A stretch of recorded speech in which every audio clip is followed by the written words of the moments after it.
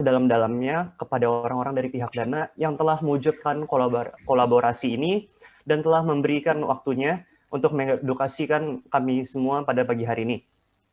Nah, sedikit cuplikan pada keseluruhan acara hari ini, kita akan melihat langsung bagaimana keadaan kantor di Dana itu sendiri, dengan tentunya video office tour yang telah disiapkan, kemudian dilanjutkan oleh talk show dari narasumber Dana sendiri. Nah, pastinya seru bukan? Kalau begitu, sebelum kita mulai, izinkan saya mempersilahkan kepada Bapak Derwin, selaku Head of SOCS, untuk memberikan sepatah dua kata sambutan. Baik, terima kasih, Dap. Ya, selamat pagi, salam sejahtera untuk kita semua. Baik untuk rekan-rekan dari Dana, ya tadi ada beberapa, Pak Pugu, yang kemudian nanti Bu Laras, dan rekan-rekan dari yang lainnya ya, mohon maaf.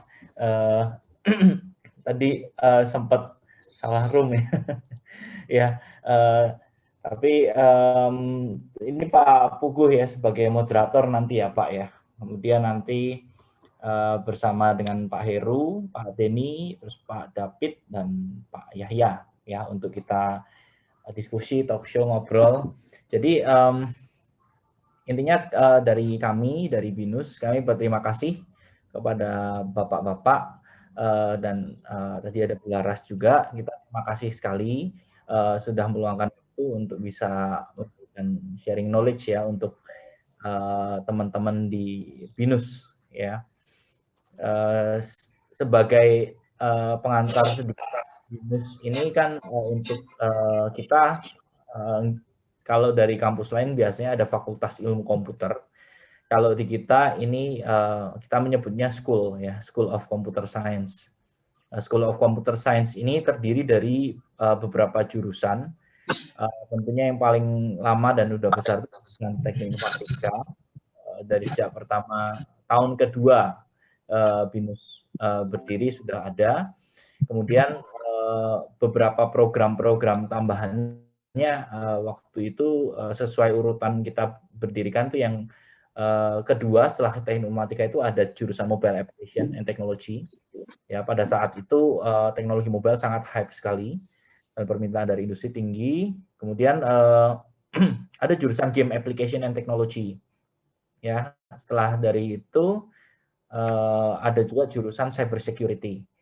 Nah, yang terakhir nanti yang kita akan buka di mulai perkuliahan di 2021 nanti kita buka jurusan atau program Data Science.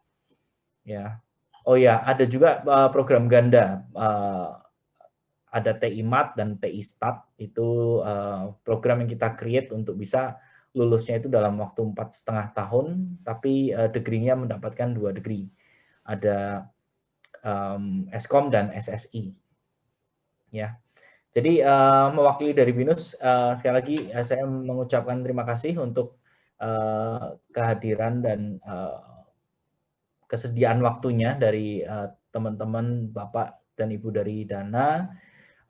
Dan untuk mahasiswa yang hadir pada pagi hari ini, silahkan bisa diikuti dengan baik agenda pada pagi hingga siang ini. Dan jika sekiranya ada pertanyaan, diskusi, keingintahuan, silahkan disampaikan di dalam forum ini ya, teman-teman. Mumpung kita bisa langsung berinteraksi dengan beberapa orang kunci ya di Dana untuk bisa ngerti sebenarnya di industri itu IT seperti apa, khususnya di company Dana ya. Siapa yang nggak tahu Dana gitu ya. Jadi silahkan bisa dilanjutkan untuk apa namanya office tour, kemudian nanti ada diskusi dan tanya jawab dan seterusnya gitu. Mungkin itu saja dari saya, teman-teman dari HIMPI, terima kasih sudah meng-create acara ini juga Bu Azani. Saya rasa saya sekiankan sambutan dan sapaan dari saya untuk semua yang ada di sini. Semoga semuanya berjalan dengan lancar sampai siang hari ini ya. Terima kasih rekan-rekan semuanya, Bapak Ibu, selamat pagi. Oke, terima kasih Bapak Derwin atas kata sambutannya. Nah, tak kenal maka tak sayang. Sebelum kita mulai ke inti acara hari ini, izinkan saya memperkenalkan narasumber-narasumber hari ini dari Dana.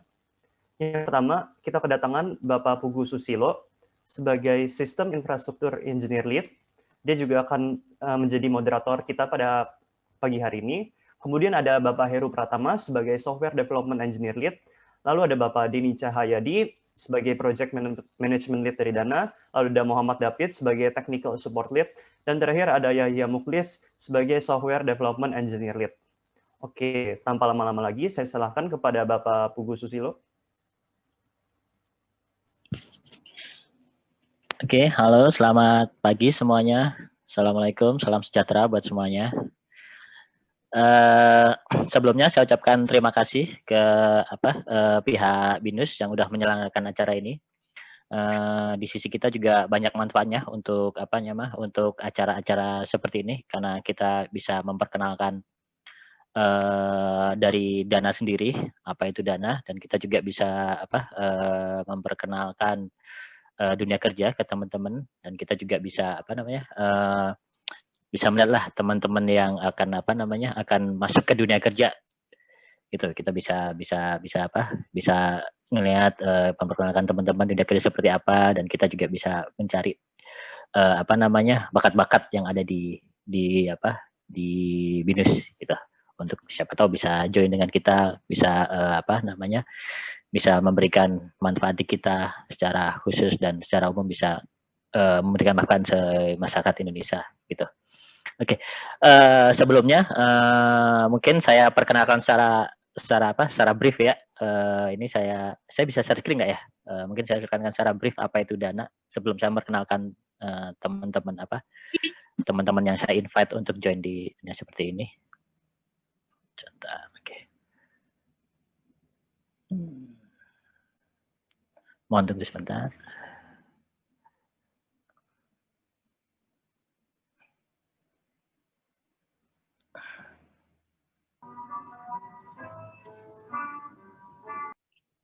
Oke, saya nggak bisa share.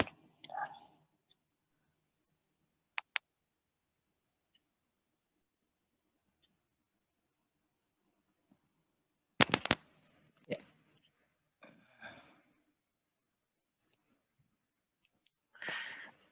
Teman-teman bisa kelihatan ya di sini ya. Nah, saya coba share screen. Sebelumnya ini disclaimer-nya, untuk konten ini kita ada disclaimer-nya. Konten ini tidak bisa di reuse, republish, dan reprint. Oke, selanjutnya. Nah ini apa itu Dana? Apa itu Dana? Di sini ada beberapa fakta mengenai Dana gitu. Nah, Dana sebenarnya adalah dompet digital di Indonesia, dan dia dompet digital mungkin sama ada beberapa yang lain juga. Dana salah satunya, dan dia adalah untuk perusahaannya sendiri, dia adalah perusahaan teknologi yang bergerak di jasa keuangan seperti ini.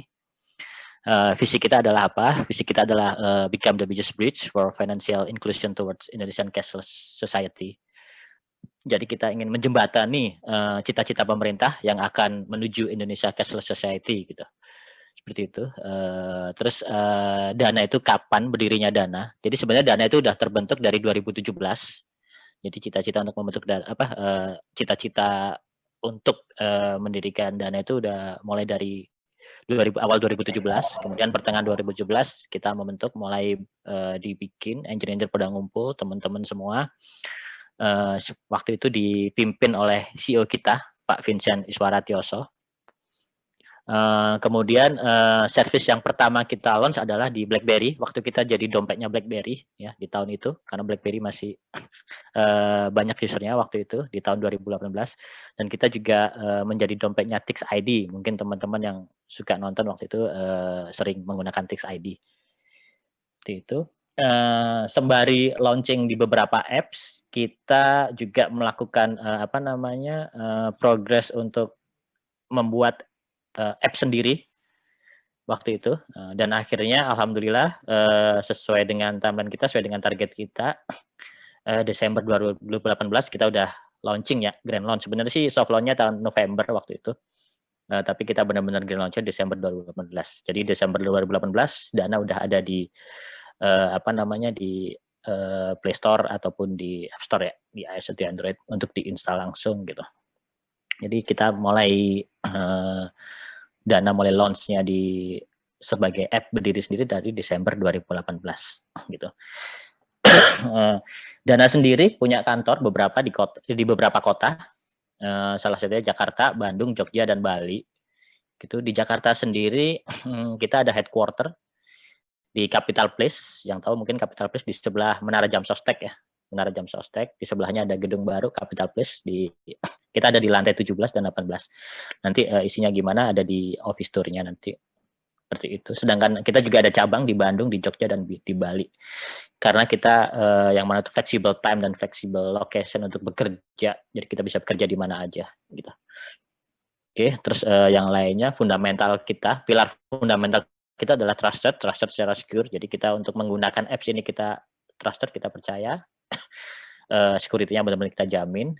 Kemudian friendly, easy to use ya, friendly. Jadi kita menggunakannya nggak terlalu ribet dan accessible. Jadi bisa diakses dari mana aja, dari pelosok Indonesia selama ada internet bisa. Gitu. Kita juga punya 4 license yang dikeluarkan oleh Bank Indonesia. Electronic money, digital wallet, remittance, dan digital financial institution. Untuk data centernya sendiri, untuk data-data semua kita ada di Indonesia. Jadi kita sebenarnya punya 2 data center yang ada lokasinya ada di sini dan di Jakarta dan di Jawa Barat. Dan kita juga on progress untuk data center ketiga, gitu ya. Dan data center ini sifatnya kita jalannya di availability-nya dua-duanya jalan. Jadi selama ada gangguan di tempat yang lain kita bisa reliability-nya bisa dijamin gitu. Data center 1 dan data center 2. Jadi ketika ada masalah di data center 1, data center 2 langsung ke backup dan seamless ya dari sisi user. Terus untuk untuk prestasi yang kita capai salah satunya adalah di 2019 ketika kita setelah launching di Desember 2018, di 2019 kita nomor 1 untuk apps di Android dan iOS di 2019 dan 2020 kita bertahan di 3 besar. Ya, gitu. Yang kita capai setelah hampir 2 tahun perjalanan, kita udah meraih 45 juta user. Ini Q1 2020 ya. Jadi setahun setengah lah. Belum mencapai setahun setengah. Kita udah mencapai 45 juta user dan sekarang kita udah mulai menginjak di angka 50 juta lebih gitu. Untuk transisinya sendiri sistem kita bisa handle 3 juta transaksi per hari gitu. Kita juga salah satu payment application yang eksklusif ya untuk Apple. Jadi kita di Apple cuma pakai Dana aja untuk transaksi. Ada Samsung juga di situ. Dan mungkin yang baru launch adalah TikTok ya. TikTok mungkin kalau teman-teman ada suka TikTok di situ jadi eksklusif payment-nya juga untuk Dana gitu. Dan yang lain-lain lagi gitu. Oke, sedangkan di Dana sendiri untuk saat ini employee kita udah mencapai 700 employee. Kita sebutnya Danamit ya, Danamit dari arti kata meet, friend gitu. Jadi kita menyebut kita itu Danamit, kita udah ada 700 Danamit, di mana 60%-nya adalah engineer, mulai dari engineer software, support, operation, dan sebagainya gitu. Dan ini yang membanggakan kita itu adalah kita ini startup, jadi rata-rata dari 700 orang ini pegawai kita usianya sangat muda, 26 tahun ya. Dan itu pembagiannya bisa dilihat di situ. 65% adalah angkatan 90-an yang lahir di tahun 80 sampai 90 dan hampir 5% itu justru di angkatan 2000. Kelahirannya ini ya, kelahirannya. Seperti itu. Dana. Itu perkenalan singkat dari Dana sendiri. Nanti setelah kita melakukan office tour untuk menunjukkan office kita, mungkin akan saya perkenalkan masing-masing teman-teman Dana yang join di diskusi ini, di talkshow ini. Saya serahkan kembali ke hostnya, ke moderator. Terima kasih. Assalamualaikum warahmatullahi wabarakatuh. Selamat pagi.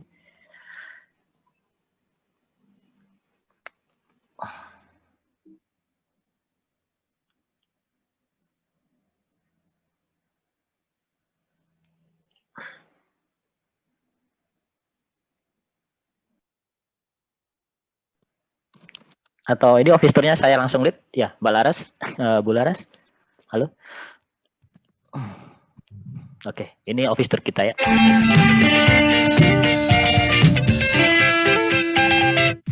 Halo teman-teman, apa kabar semuanya? Selamat datang di kantornya Dana Indonesia. Saya Steve Sairang, VP of Communication dari Dana. Hari ini kita akan diajak untuk keliling-keliling untuk melihat bagaimana coolnya, bagaimana kerennya dan hype-nya kantor Dana Indonesia. Kita akan muter-muter dan keliling-keliling kita akan ditemenin oleh teman saya Galuh. Apa kabar Galuh? Baik, Ya, Steve. kita udah siap nih, teman-teman juga udah siap untuk melihat bagaimana kerennya kantor kita. Oke. Yuk. Langsung aja kali ya. Yuk. Let's go.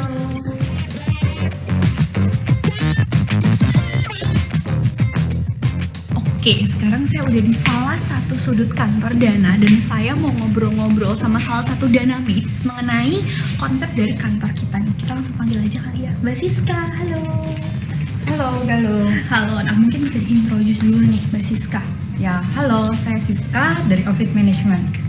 Oke, nah kita mau ngobrol-ngobrol nih Mbak, kantor kita kan udah keren banget nih. Kira-kira konsepnya gimana sih?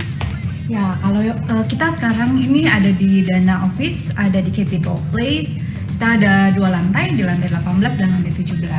Nah, kalau lantai 18 itu konsepnya lebih ke landscape of Indonesia. Di sini kita ada gunung, ada hutan, ada pulau, dan kita juga ada pasar. Sedangkan di lantai 17 kita tentang Indonesia arsitektur. Nah, itu rumah adatnya di Indonesia. Kita punya Toraja, Manggarai, Dani, Sasak, Dayak, seperti itu. Oke, jadi secara keseluruhan kantor Dana ini menunjukkan kebudayaan Indonesia secara keseluruhan ya Mbak ya? Ya, jadi memang Dana Indonesia ini memperlihatkan teknologi company yang menunjukkan keberagaman dan kebudayaan Indonesia.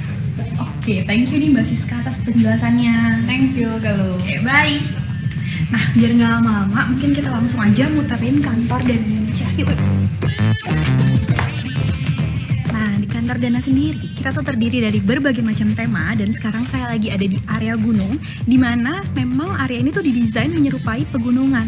Termasuk juga ruangan meeting di belakang saya, yang desainnya itu mengambil konsep dari pegunungan. Ada batu-batuan juga loh di dalamnya. Mungkin kita lihat kali ya.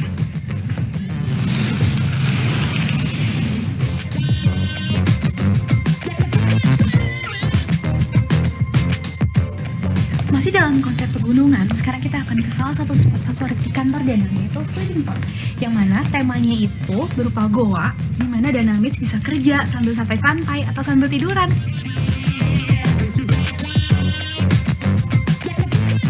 Oke, sekarang saya lagi ada di area sawah, di mana di sini adalah main area dari kantor kita. Jadi konsep dari area ini tuh sebenarnya ngambil dari terasering, jadi gunduk-gundukan, di mana Dana Mates atau kalau kita lagi ada internal event, town hall, terus talk, kita bisa sambil ngumpul-ngumpul di sini. Very casual dan seru banget pokoknya.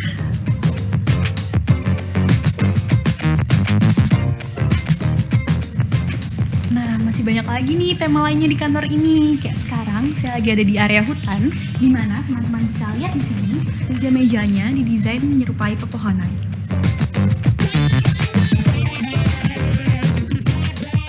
Nah, sekarang saya akan menuju ke area pulau, di mana di sini ada mural yang menarik banget. Karena mural ini mencerminkan 7D atau 7 Value-nya Dana. Jadi di sini kita punya embrace change, terus ada humble, ada teamwork, ada customer first, ada resilience, ada integrity, dan yang terakhir kita punya result driven.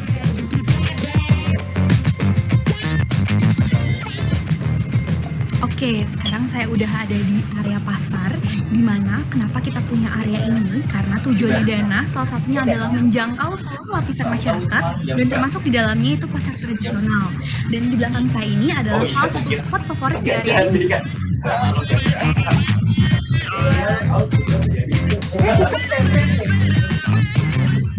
Karena Dana Mates sering banget sing up, discuss, dan menghasilkan banyak idea, di kantor ini kita punya banyak banget readable surface. Dan karena kita lagi ada di pasar area, di sini ada readable surface yang sangat unik, yaitu bentuknya menyerupai gerobak. Di sini teman-teman bisa langsung tulis aja kalau punya idea.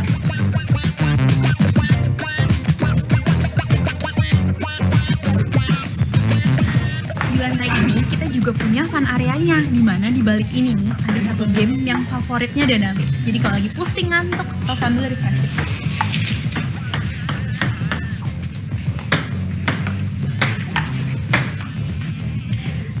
sekarang saya udah duduk di salah satu meeting spotnya kantor Dana yang lumayan unik. Namanya adalah Bengkel. Dan filosofinya kenapa dinamakan Bengkel? Karena biasanya startup itu dimulai dari sebuah garasi atau bengkel.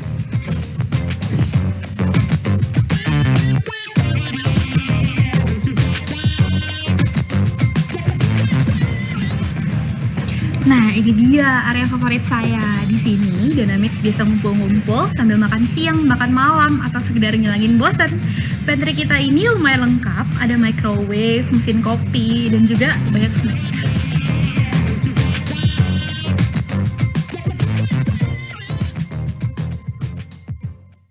Ya, sekarang kita akan masuk ke salah satu ruang kebanggaan dari Dynamics, yaitu keraton. Nah, seperti yang teman-teman lihat di sini, ini tuh bener-bener Indonesia banget ya.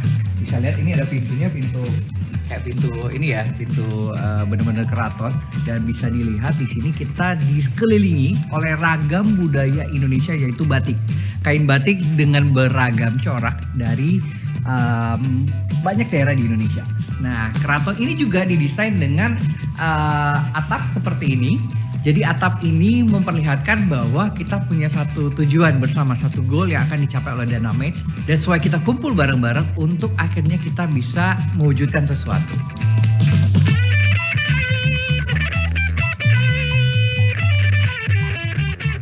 Apa yang terjadi kalau misalnya teman-teman ingin regroup dengan tim kecil, misalnya cuma 2 atau 3 orang, pasti kalau kita ngobrol di open space akan mengganggu unit yang lain.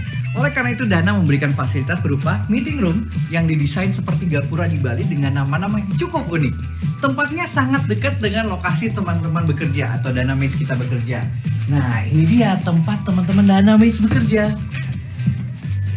Halo Dynamics. Hai.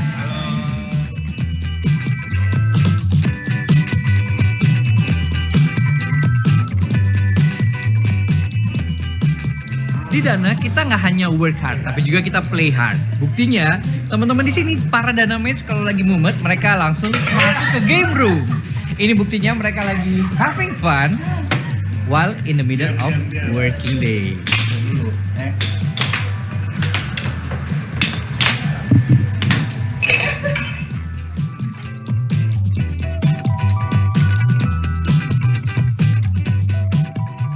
Desain dari playroom dan juga pantry area di sini mengambil inspirasi dari Nusa Tenggara Timur, yaitu Rumah Manggarai, tepatnya dari daerah Flores.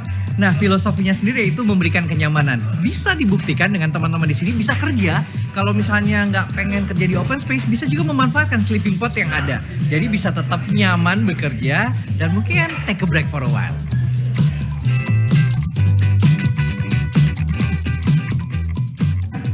Nah, kita udah tiba di salah satu bagian terpenting yang ada di kantor Dana. Kita akan melihat di sini sebuah dinding yang isinya adalah mural yang menceritakan bagaimana visi dan misi Dana di Indonesia. Gambar seorang ibu yang lagi menenun ini bisa teman-teman dapatkan mungkin kalau misalnya jalan-jalan ke Nusa Tenggara Barat, di mana ada sebuah kerajinan untuk menghasilkan kain dan proses menenunnya cukup lama. Nah, itu adalah visi dan misi dari Dana, menenun masa depan Indonesia. Caranya gimana? Adalah dengan membangun jembatan buat masyarakat Indonesia menuju kepada masyarakat non-tunai, memberikan akses keuangan inklusif untuk semuanya tanpa terkecuali. Nah, bagaimana Dana bisa mencapai visi tersebut? Caranya adalah membawa semua pemangku kepentingan, menghubungkan seluruh stakeholdernya Dana, baik itu pemerintah, lembaga keuangan, pengguna kita, dan juga mitra kita, untuk sama-sama menuju ke masa depan. Akses keuangan inklusif untuk semua menuju masyarakat non-tunai di Indonesia. Kalau tadi ada Dynamics yang kerja dari mana saja, dari open space, dari sleeping pod, bahkan dari game area. Nah, di manakah mereka menyimpan barang-barang personalnya? Dana sudah menyediakan fasilitas locker seperti ini dengan motif khas dari suku Dani dari Papua. Wah, dari Papua. Bener-bener keanekaragaman itu sangat-sangat dihargai di Dana.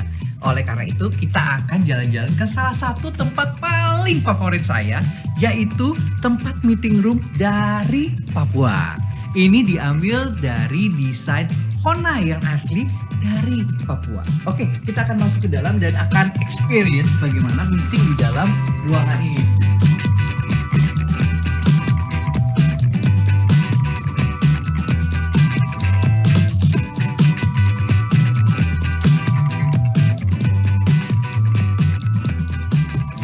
ruangan yang selalu menimbulkan pertanyaan buat para visitor yang datang ke kantornya Dana Indonesia adalah ruangan ini.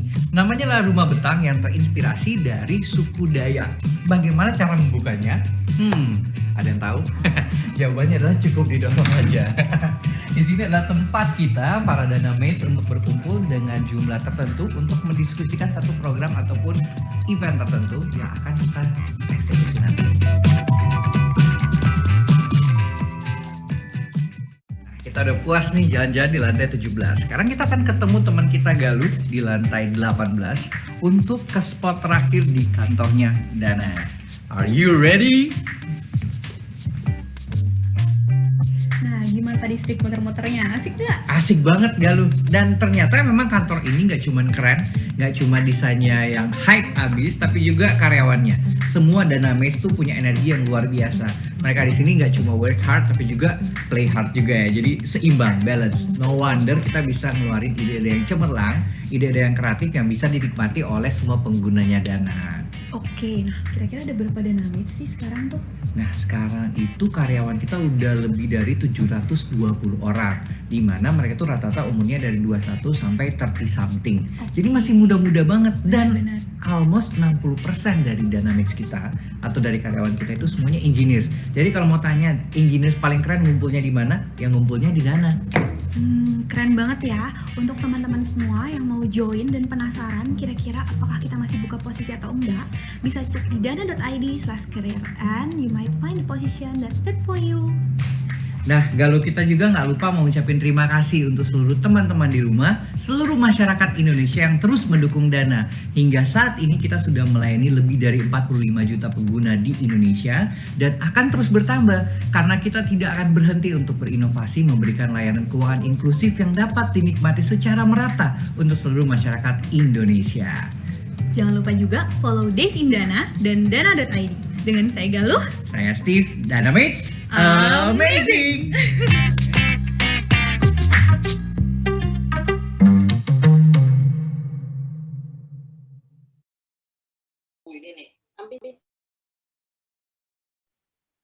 Ya, terima kasih Mbak Laras. Seperti itu office tour yang ada di Dana. Mungkin dari situ kita bisa tahu ya kantor Dana seperti apa. Dari situ kita bisa lihat Dana sangat Indonesia banget. Dia desainnya di Indonesia banget karena kita bangga sebagai bahasa Indonesia, dan kita tujuannya juga untuk memberi manfaat untuk masyarakat Indonesia secara umumnya, seperti itu. Kemudian untuk selanjutnya saya akan perkenalkan teman-teman Dana yang akan join di talkshow ini, di diskusi ini. Sebentar ya, saya akan share screen lagi.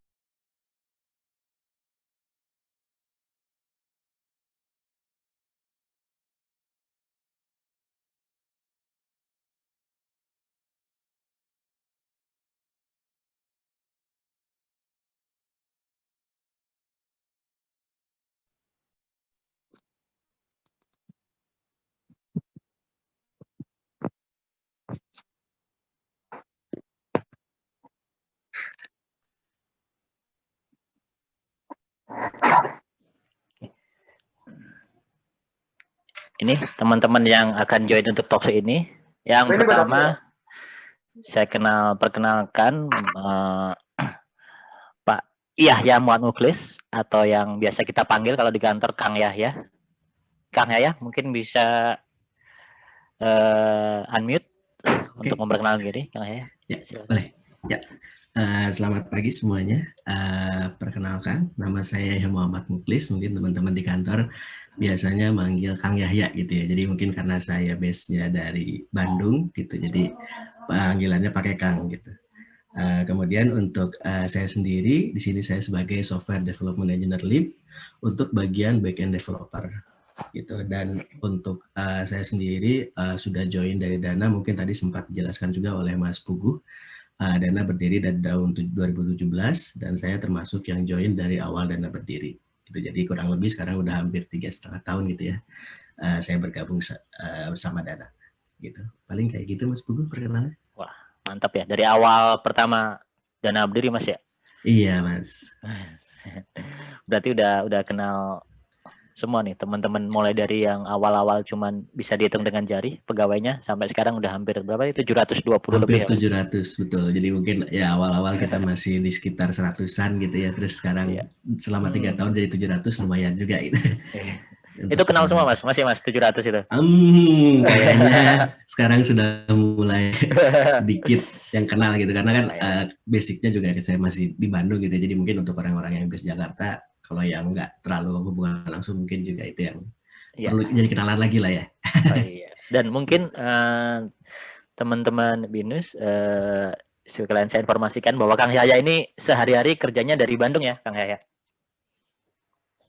Betul, Mas. Iya, jadi base-nya untuk pekerjaan day to day-nya Kang Yahya ini di Bandung.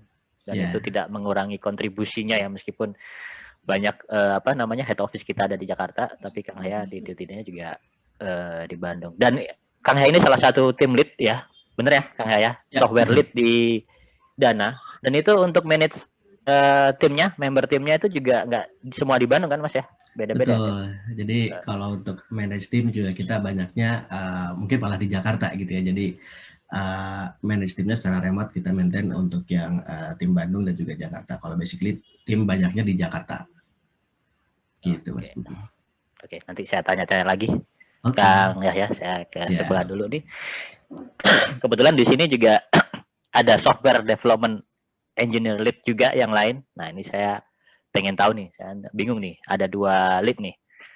Ini namanya Heru Pratama, kita biasanya manggilnya Bang Heru ya.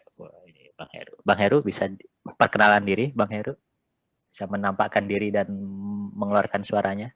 Oke, selamat pagi semuanya, teman-teman semua. Oke, saya perkenalkan diri ya. Nama saya Heru. Bisa dipanggil biasanya ya, ada yang Heru, Bang Heru, atau yang Mas Heru gitu ya. Saya sebagai salah seorang software engineer lead, spesialisasi di iOS engineer ya. Dan sama kayak Kang Yahya, saya juga sama Kang Yahya join pertama kali di awal dari pertama kali Dana berdiri. Seperti itu Mas Pugu. Iya. Berarti akrab banget ya sama Kang Yahya. Udah hafal luar dalamnya Kang Yahya berarti ya. Ya, hafal luar dalam. Cuman sekarang kita sudah beda tempat ya. Kalau dulu masih sering ngobrol. Oke. Sekarang Kang Yahya ada di Bandung, saya masih ada di Jakarta. Tapi dari awal udah beda ya antara Kang Yahya sama Bang Heru ya untuk back end sama front end ya? Atau sebelumnya awalnya sama gitu terus akhirnya spesialisnya wah ini saya ke back end aja, ini saya ke front end gitu atau gimana Mas? Bisa cerita dikit. Kalau mau cerita pengalaman sama Kang Yahya ya, sebenarnya kita dulu masih satu kita sebut front end engineering ya. Betul. Saya di iOS gitu ya, Kang Yahya ada di Android gitu kan. Kemudian tadi karena kita lagi apa sih namanya ya, kita bilang lagi growth, lagi kita pengen launch Dana App gitu kan Desember 2018 gitu ya. 2018 ya. Jadi Kang Yahya tertarik tuh ya dia pengen join ke backend engineering. Habis itu kita udah pisah. Oke. Oke, berarti di Dana itu kemungkinan juga bisa pindah-pindah gitu Mas ya, untuk pindah misalnya saya front end terus pengen coba back end. Atau di sini juga ada UI UX gitu kan? Atau masih gabung dengan teman-teman back end front end atau sendiri ya UI UX-nya? Bang Heru. Yes, sendiri. Oke, sendiri ya. Nah itu kita pindah-pindah juga nggak ada masalah ya. Misalnya saya udah front end nih, udah ngelotok nih, saya pakai tools ini, udah front end nih, saya udah mulai titik jenuh mungkin ya, atau saya pengen coba ke back end, pengen kenal di back end gitu, bisa ya? Gampang nggak gitu prosesnya?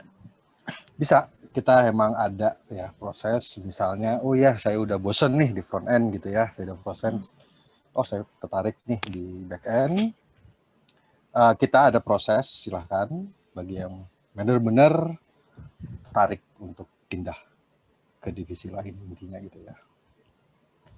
Siap, oke. Sebelum lanjut lagi, saya pindah ke teman-teman yang lain, Bang Heru. Terima kasih Bang Heru untuk perkenalan singkatnya. Terima kasih. Oke, terus selanjutnya adalah Muhammad David. Nah, kita panggilnya Kang David nih. David ya, pakai P sama T ya, Kang David ya. Ini adalah technical support engine lead. Nah, kalau nggak salah nih, koreksi saya kalau salah ya Kang David. Ini adalah dia yang monitoring ya untuk servisnya Dana nih. Jadi kalau misalnya tiba-tiba Dana lelet atau tiba-tiba Dana nggak bisa diakses, kayaknya sih nggak bisa diakses ya. Selama ini masih aman-aman aja ya, Kang David ya. Semoga selalu aman ya, Kang David. Nah, biasanya yang handle pertama itu Kang David. Yang paling kelabakan pertama Kang David. Ya, benar ya, Kang David. Mungkin bisa perkenalan singkat, Kang David. Oke, baik. Terima kasih, Mas Pugu. Selamat pagi, teman-teman mahasiswa-mahasiswi BINUS. Perkenalkan, nama saya Muhammad David, bisa dipanggil David. Saat ini saya kerja di Dana sebagai Technical Support Engineer Lead. Saya sudah bekerja di Dana kurang lebih dari 2019 sampai saat ini.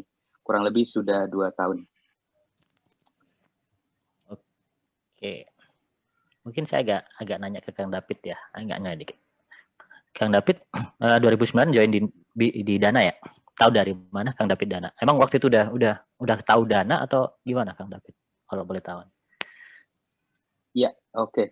Jadi awalnya kenapa saya bisa tertarik banget pengen masuk ke Dana itu karena saya melihat semacam billboard terkait promo Dana yang 11 rupiah di tahun 2018 gitu. Jadi saya tertarik awalnya itu ini perusahaan apa ya, saya bilang gitu. Ini ada promo 11 rupiah beli produk di Ramayana kalau nggak salah ya.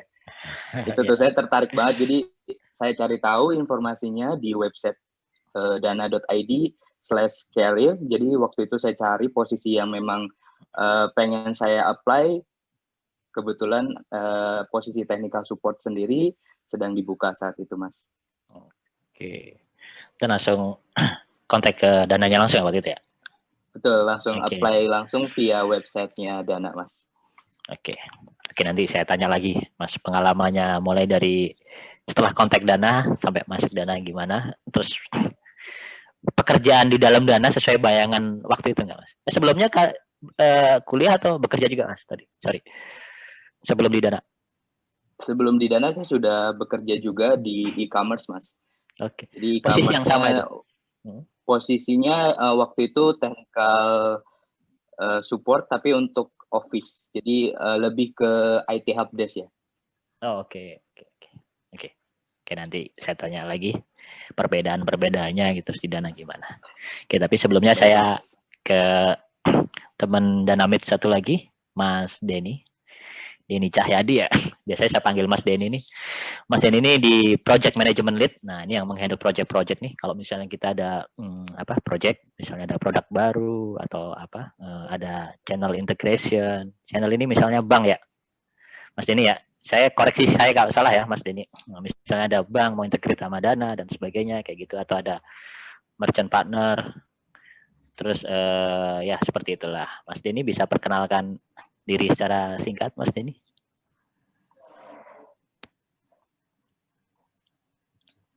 Halo, Mas Denny? Masih.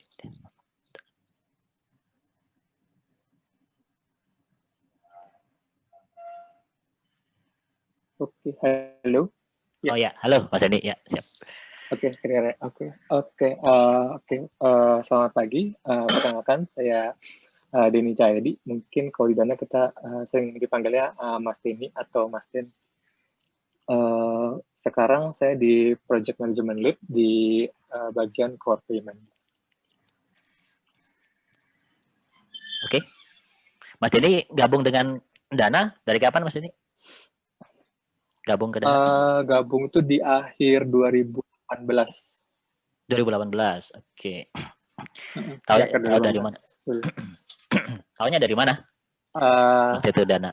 Tahu dari mana? Sebenarnya sih awalnya dari searching YouTube gitu. Terus habis itu aku lihat kayak office tour juga sih sebenarnya. Dari office tour saya lihat kantornya Dana. Terus habis itu kayak menarik gitu ya. Bukan cuma kayak open space biasa, cuman tapi mereka ada kayak konsep-konsepnya lagi. Terus dari situ baru saya cari tahu lagi, terus baru saya apply untuk Dana. Oke. Dari 2000 akhir 2008. Berarti itu belum Akhir waktu itu 2018. belum ada apps-nya sendiri ya Dana waktu itu ya. Masih kan waktu itu sebelum masih di XID BBM. sama BlackBerry. Bisa di Ya, BBM. BBM ya. Oke. Oke. Mungkin coba saya tanya lagi ke Kang Yaya. Gimana Kang Yaya? Keseharian di Dana gimana Kang Yaya? Apakah sibuk banget atau sibuk tapi santai? Maksudnya sibuk tapi menikmati kan jadi santai kan, menikmati. Gimana Kang? Bisa sharing nggak? Kerjaan sehari-harinya sebenarnya di ini software development tiap hari gimana sih Kang Yaya? Kang Yaya? Apa bikin coding terus tiap hari atau gimana Kang Yaya? Atau enggak. Ya, jadi mungkin penjelasan singkat sendiri aja terkait sama backend developer gitu ya. Mungkin teman-teman juga di sini, teman-teman BINUS juga udah pada tahu gitu ya. Kita secara engineering mungkin ada dua biasanya terbagi menjadi dua. Jadi ada front end engineering sama back end engineering. Nah, mungkin kalau front end sendiri biasanya lebih ke arah kayak kita ada sebutnya native gitu ya. Jadi ada native itu ada Android dan juga iOS, dan juga mungkin terkait sama web gitu ya. Jadi ada web application juga, dan juga mungkin terkait sama akses backend to backend. Jadi untuk backend sendiri lebih ke arah mungkin kita banyak interaksinya dengan database gitu ya. Jadi kita itu sebagai yang menyediakan, mungkin teman-teman kenal dengan istilah namanya API, Application Programming Interface gitu ya. Jadi di sini tim backend yang akan menyediakan API yang akan bisa diakses oleh front end gitu ya. Jadi di sini kita membuat API tersebut gitu ya. Dan kalau secara struktur backendnya sendiri mungkin di kita lebih ke arah microservice gitu ya. Jadi sistemnya bukan satu nih, kita punya sistem yang banyak gitu ya. Masing-masing sistem punya tugasnya masing-masing gitu ya. Jadi mungkin sederhananya lebih ke di backend engineering sendiri kita ada yang namanya bagian yang ngurusin terkait sama user, ngurusin terkait sama transaction, dan juga mungkin kalau saya dan tim lebih ke arah di payment-nya gitu. Jadi kalau teman-teman kerjaan harian saya mungkin lebih ke arah ngelihat dari sisi kalian, dari sisi user gitu ya, user Dana gitu ya. Di Dana itu kita bisa bayar, di Dana itu pakai apa aja sih? Kita bisa bayar pakai balance, kita bisa bayar pakai debit card, kartu kredit, atau mungkin kartu debit, dan juga mungkin kita juga bisa bayar pakai VA gitu ya, virtual account. Nah itu tuh di part bagian timnya saya untuk handling kayak gitu. Dan untuk hariannya sendiri gitu ya Mas Bubu ya, mungkin di kita nggak setiap hari coding gitu ya. Jadi secara proses kita ada istilahnya kayak ada fase gitu ya, satu fase development release gitu ya. Di sini biasanya kita ada beberapa tahapan gitu ya. Jadi mungkin kita akan ada yang namanya analisis dulu gitu ya. Jadi mulai dari proses gathering requirement sama istilahnya kayak desain untuk apa yang akan kita implementasi kayak gitu. Jadi nanti di fase ini kita akan brainstorming dengan kita ada yang namanya PD gitu ya, product design. Di sini kita brainstorming terkait kebutuhan fitur apa yang akan kita develop gitu. Nanti dari tim engineering akan kasih solusi, oke, kita akan implementasi seperti apa kayak gitu. Nah setelah fase desain selesai, kita kan kalau dari sisi engineering akan membuat yang namanya sistem analisis gitu. Ini sebagai dokumen guideline kita untuk development. Nah, dari sini nanti baru masuk ke fase development gitu ya. Di fase development ini biasanya kita karena sudah menggunakan agile gitu ya. Jadi kita ada dua minggu development. Kemudian nanti setelah beres development akan masuk ke fase testing. Kemudian setelah testing selesai baru kita akan masuk ke release gitu ya. Jadi nanti akan baru release ke production. Setelah release production baru nanti kita lempar ke timnya Mas David untuk monitoring di production sistemnya. Kurang lebih seperti itu, Mas. Ya. Oke, jadi coba saya simpulkan untuk itu ya, Kang Yaya. Jadi pertama yang dilakukan Kang Yaya itu adalah gathering requirement ya, Kang Yaya. Requirement seperti apa. Setelah itu sama timnya Kang Yaya mulai dianalisa. Benar ya, Kang Yaya? Dianalisa. Hasil dari analisa itu mulai masuk ke fase development ya, Kang Yaya. Ke development, kebetulan saya kan sisi infra ya development kita udah mulai punya environment ya, Kang Yahya ya, untuk melakukan development. Terus setelah development selesai, kita akan lempar ke environment testing ya, Kang ya, Iya. untuk melakukan testing. Sebenarnya yang melakukan testing itu ada divisi sendiri ya, tim sendiri ya, Kang betul. ya, ada namanya Betul, QA betul. ya, kalau nggak Ya. salah QA. Tapi kebetulan nggak ada apa? Nggak ada, kita nggak ada perwakilan dari QA. Ya, kita nggak ada kelengkapan QA, tapi kira-kira Kang Yahya tahu ya QA melakukan apa itu testing gitu ya? Dia Betul. testingnya ada toolsnya gitu ya, Kang Yahya, antara Betul. ada. Jadi untuk testing sendiri kita ada dua mungkin ya. Jadi secara automation, jadi dari sisi backend kita juga ada testingnya, gitu, dan juga ada dari sisi aplikasi gitu ya. Jadi nanti koordinasinya sama tim Mas Heru juga gitu ya, sebagai iOS atau mungkin dari Android gitu ya, akan ditesting juga dari sisi aplikasinya. Jadi testingnya ada dua tempat gitu. Secara backend kita udah testing, kemudian dari sisi UI juga kita testing juga. Seperti itu, Mas. Oke. Kemudian setelah testing, kalau udah oke, langsung ke production, atau kalau nggak salah sih ada pre-production atau gimana gitu, Mas? Itu gimana prosesnya? Betul, jadi kalau mungkin ke production, kita nggak langsung direct ke production, kita ada yang namanya pre-production. Jadi sebenarnya pre-production ini kayak replication dari production, untuk bisa kita make sure dulu nih, aplikasi kita berjalan lancar nggak. Kalau misalnya udah oke, biasanya di sini kita ada testing sekitar 1-2 hari. Kalau udah oke, baru kita release ke production. Seperti itu, Mas. Dan kira-kira ini secara periodik kan ya, Kang Yahya. Nah, itu kira-kira frekuensinya berapa lama ya? Apakah tiap hari, tiap minggu, tiap bulan kita melakukan rilis gitu, update apa ya? Update apps. Rilis itu kan berarti apps-nya di-update ya? Ya. Kang Yahya. Betul. Jadi untuk rilis sendiri mungkin dari tim development itu kita ada yang namanya 2 kali rilis. Jadi nanti mungkin dari Mas Devian bisa lebih jelaskan ya dari sisi project management gitu ya. Jadi kalau dari sisi kita ada 2 kali rilis fitur gitu ya dalam 1 bulan. 1 bulan berarti ada 2 kali rilis fitur ya. Oke. Betul. Jadi seperti itu mungkin teman-teman bisnis bisa kebayang ya. Ini baru dari satu sisi aja, maksudnya dari sisi developer. Jadi yang kira-kira pekerjaannya adalah yang dilakukan oleh Kang Yahya atau back-end engineer, software development yang di bagian back-end engineer adalah pertama gathering requirement.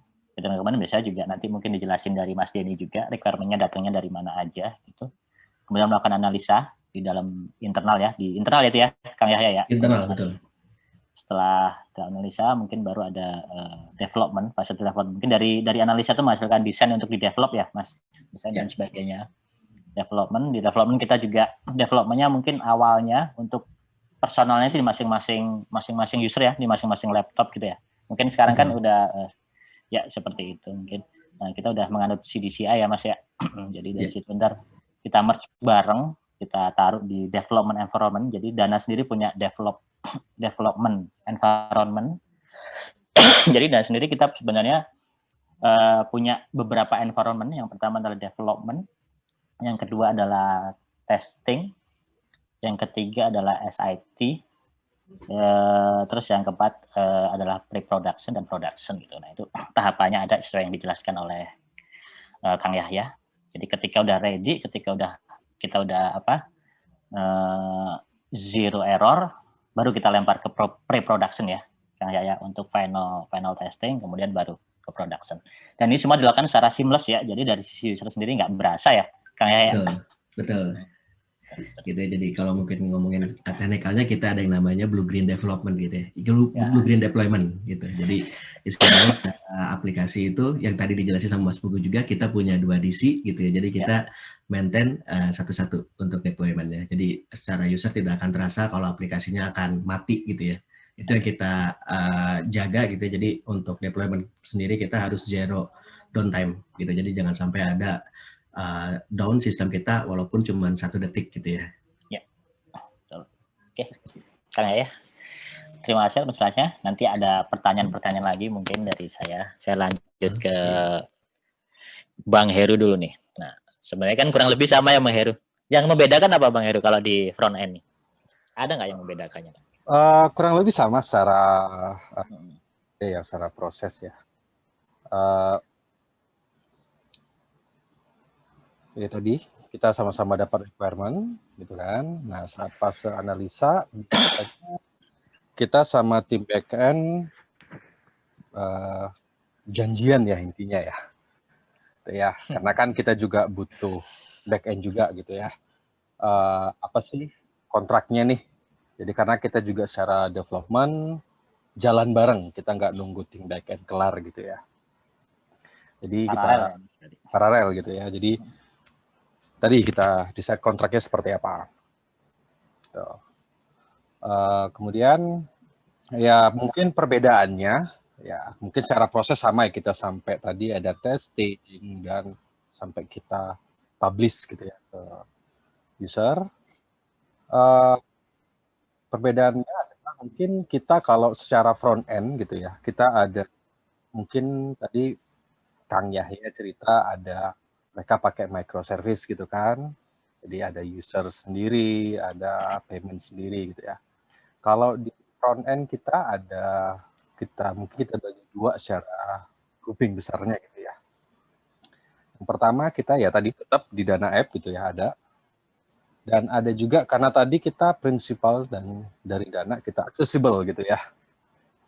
Jadi kita juga develop tersebut SDK gitu ya. Jadi kita provide SDK buat another party ya, untuk bisa coba fiturnya Dana di aplikasi mereka. Gitu. Itu Mas Pugu. Berarti untuk dapat SDK itu gimana? Secara proses biasanya dari misalnya another party kita datang ya ke Dana, oke, dia sampaikan gitu ya, kita nih mau integrasi nih dengan Dana gitu kan ya, ada nggak fitur Dana yang bisa kita pakai gitu kan ya, oke. Biasanya kita ada sign agreement gitu ya, apa fitur dipakai, dan di situ biasanya ada detail apa aja yang boleh, apa aja enggak. Oke. Ya. Setelah itu baru baru mereka boleh pakai SDK kita seperti itu. Oke. Jadi seperti itu ya, kalau misalnya di front end sebenarnya nggak jauh beda ya sama back end, cuman ada beda dikit-dikit lah ya, karena emang fungsinya juga berbeda, jadi pasti ada beda dikit. Mungkin lebih ke arah kalau dari Bang Heru mungkin lebih ke arah ini ya, provide lebih ke arah interface ke user gitu ya, Bang Heru ya? Benar nggak? Ya, kita intinya merelasikan UI yang sudah di-define sama bareng tim PD dan juga tim designer kita ya, UI UX kita. Oke. Selain itu juga sebenarnya nggak hanya UI, kita juga ngejaga supaya UI-nya smooth ya intinya. Kita nggak terlalu lagging, karena kita juga pengen fiturnya dipakai. Kalau lagging kan user agak kesel pasti ya.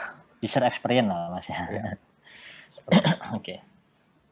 Jadi kalau misalnya simpulkan, kalau untuk UI UX desainer itu lebih ke arah lebih ke arah desain ya, ini bagusnya gimana dari secara dari sisi artnya lah bagus, tapi kalau dari sisi front end itu lebih ke arah ini ya Mas, performance-nya gitu ya Mas ya. Benar nggak? Ya. Kalau misalnya berkesimpulan seperti itu. Oke, terima kasih Bang Heru untuk di front end. Kemudian saya lanjut ke Mas Denny dulu nih. Nah, biasanya yang ngasih requirement itu Mas Denny ya, bener ya Mas Denny ya? Biasa yang minta yang ngasih requirement itu Mas Denny. Nah, sebenarnya di project manajemen itu gimana sih Mas Denny pekerjaannya dari awal gitu, bisa kasih info ke teman-teman BINUS nggak ya? Jadi kalau secara general kayak project manager itu kayak apa sih itu di Dana? Basically kita tuh sebagai project manager kita accountable buat project delivery. Jadi kalau misalnya kadang-kadang suka ditanya status projectnya udah sampai mana nih, atau misalnya kapan nih kita bisa live, kapan kita bisa naik ke production. Nah, itu biasanya yang pertanyaan yang sering kita dapat sih itu sebagai project manager tuh. Jadi secara garis besar mungkin kerjanya kita tuh make sure kayak delivery-nya itu bakal on time, terus juga on track. Terus mungkin kita juga banyak koordinasi sama align with another parties yang emang terlibat dalam project tersebut. Tuh. Terus mungkin in daily basis juga kita tuh biasanya bantu mungkin bukan cuma tim dev juga, tapi mungkin ada tim lain juga. Intinya kita bantu buat solving blokernya itu supaya masing-masing parties itu bisa fokus sama kerjanya mereka nge-deliver feature-nya itu. Gitu sih. Tapi mungkin as a PM bukan not necessarily kita harus kita yang solving directly isu itu, cuman kita bisa aja mengkonekkan gitu. Misalnya Kang Yahya ada isu tentang something, terus aku bisa find out siapa nih kira-kira yang bisa bantu Kang Yahya buat hadapin blokernya ini gitu. Jadi aku bisa coba facilitate dan bisa make sure projectnya on track. Itu kurang lebih sih cara garis besar untuk kerjaannya. Oke, jadi dari Mas Yani lebih memanage lah, mulai dari apa namanya activity, timeline, gitu kan ya, koordinasi, kolaborasi seperti itu ya, Mas Din ya. Nah, betul. Biasanya yang requirement yang masuk ke teman-teman developer itu dari mana ya Mas ini biasanya timnya? Dari BD atau dari mana ya? Banyak. Jadi kalau prosesnya secara general kayaknya mungkin udah dijabar juga tadi sama Mas Heru sama Kang Yahya kali ya. Kita mulai dapat dari requirement dulu. Jadi kalau di tim kita tuh ada namanya ada juga product owner atau mungkin kita sebutnya sebagai product design di Dana. Nah, jadi mulai dari fase awal dari requirement biasanya dari tim product itu biasanya dia collect nih beberapa requirement. Mungkin bukan cuman dari inisiatif dari tim produk sendiri, bisa aja ada feedback misalnya dari tim operation, dari timnya Kang David. Minta tolong ada fitur ini nih, kayaknya buat ngebantu banget buat operation kita nanti gitu. Atau mungkin ada sisi dari marketing gitu, kita punya inisiatif, mungkin mau buat 11-11 nih, aku mau buat variasi apa, atau enggak bisa aja dari legal compliance gitu juga ada karena kita ada regulasi baru kita harus implement seperti itu. Nah di situ nanti dari tim produk dia akan bantu buat filter, terus dia akan bantu buat validasi itu juga, terus dia baru drafting dokumennya. Baru after requirement udah dibentuk, dia biasanya baru nge-reach untuk ke tim tech lead kayak misalnya Kang Yahya atau Mas Heru kayak ini tuh visible apa enggak sih gitu, atau kita udah punya capability-nya belum sih, atau enggak, ini kayaknya kira-kira mau sih dalam sprint ini gitu. Itu biasanya visibility-nya itu biasanya intens nanti komunikasi antara produk sama timnya Kang Yahya atau timnya Mas Heru tuh. Nah, after kita udah dianalisa, biasanya kita masuk ke tahap desain, kita masuk ke tahap yang lebih detail lagi.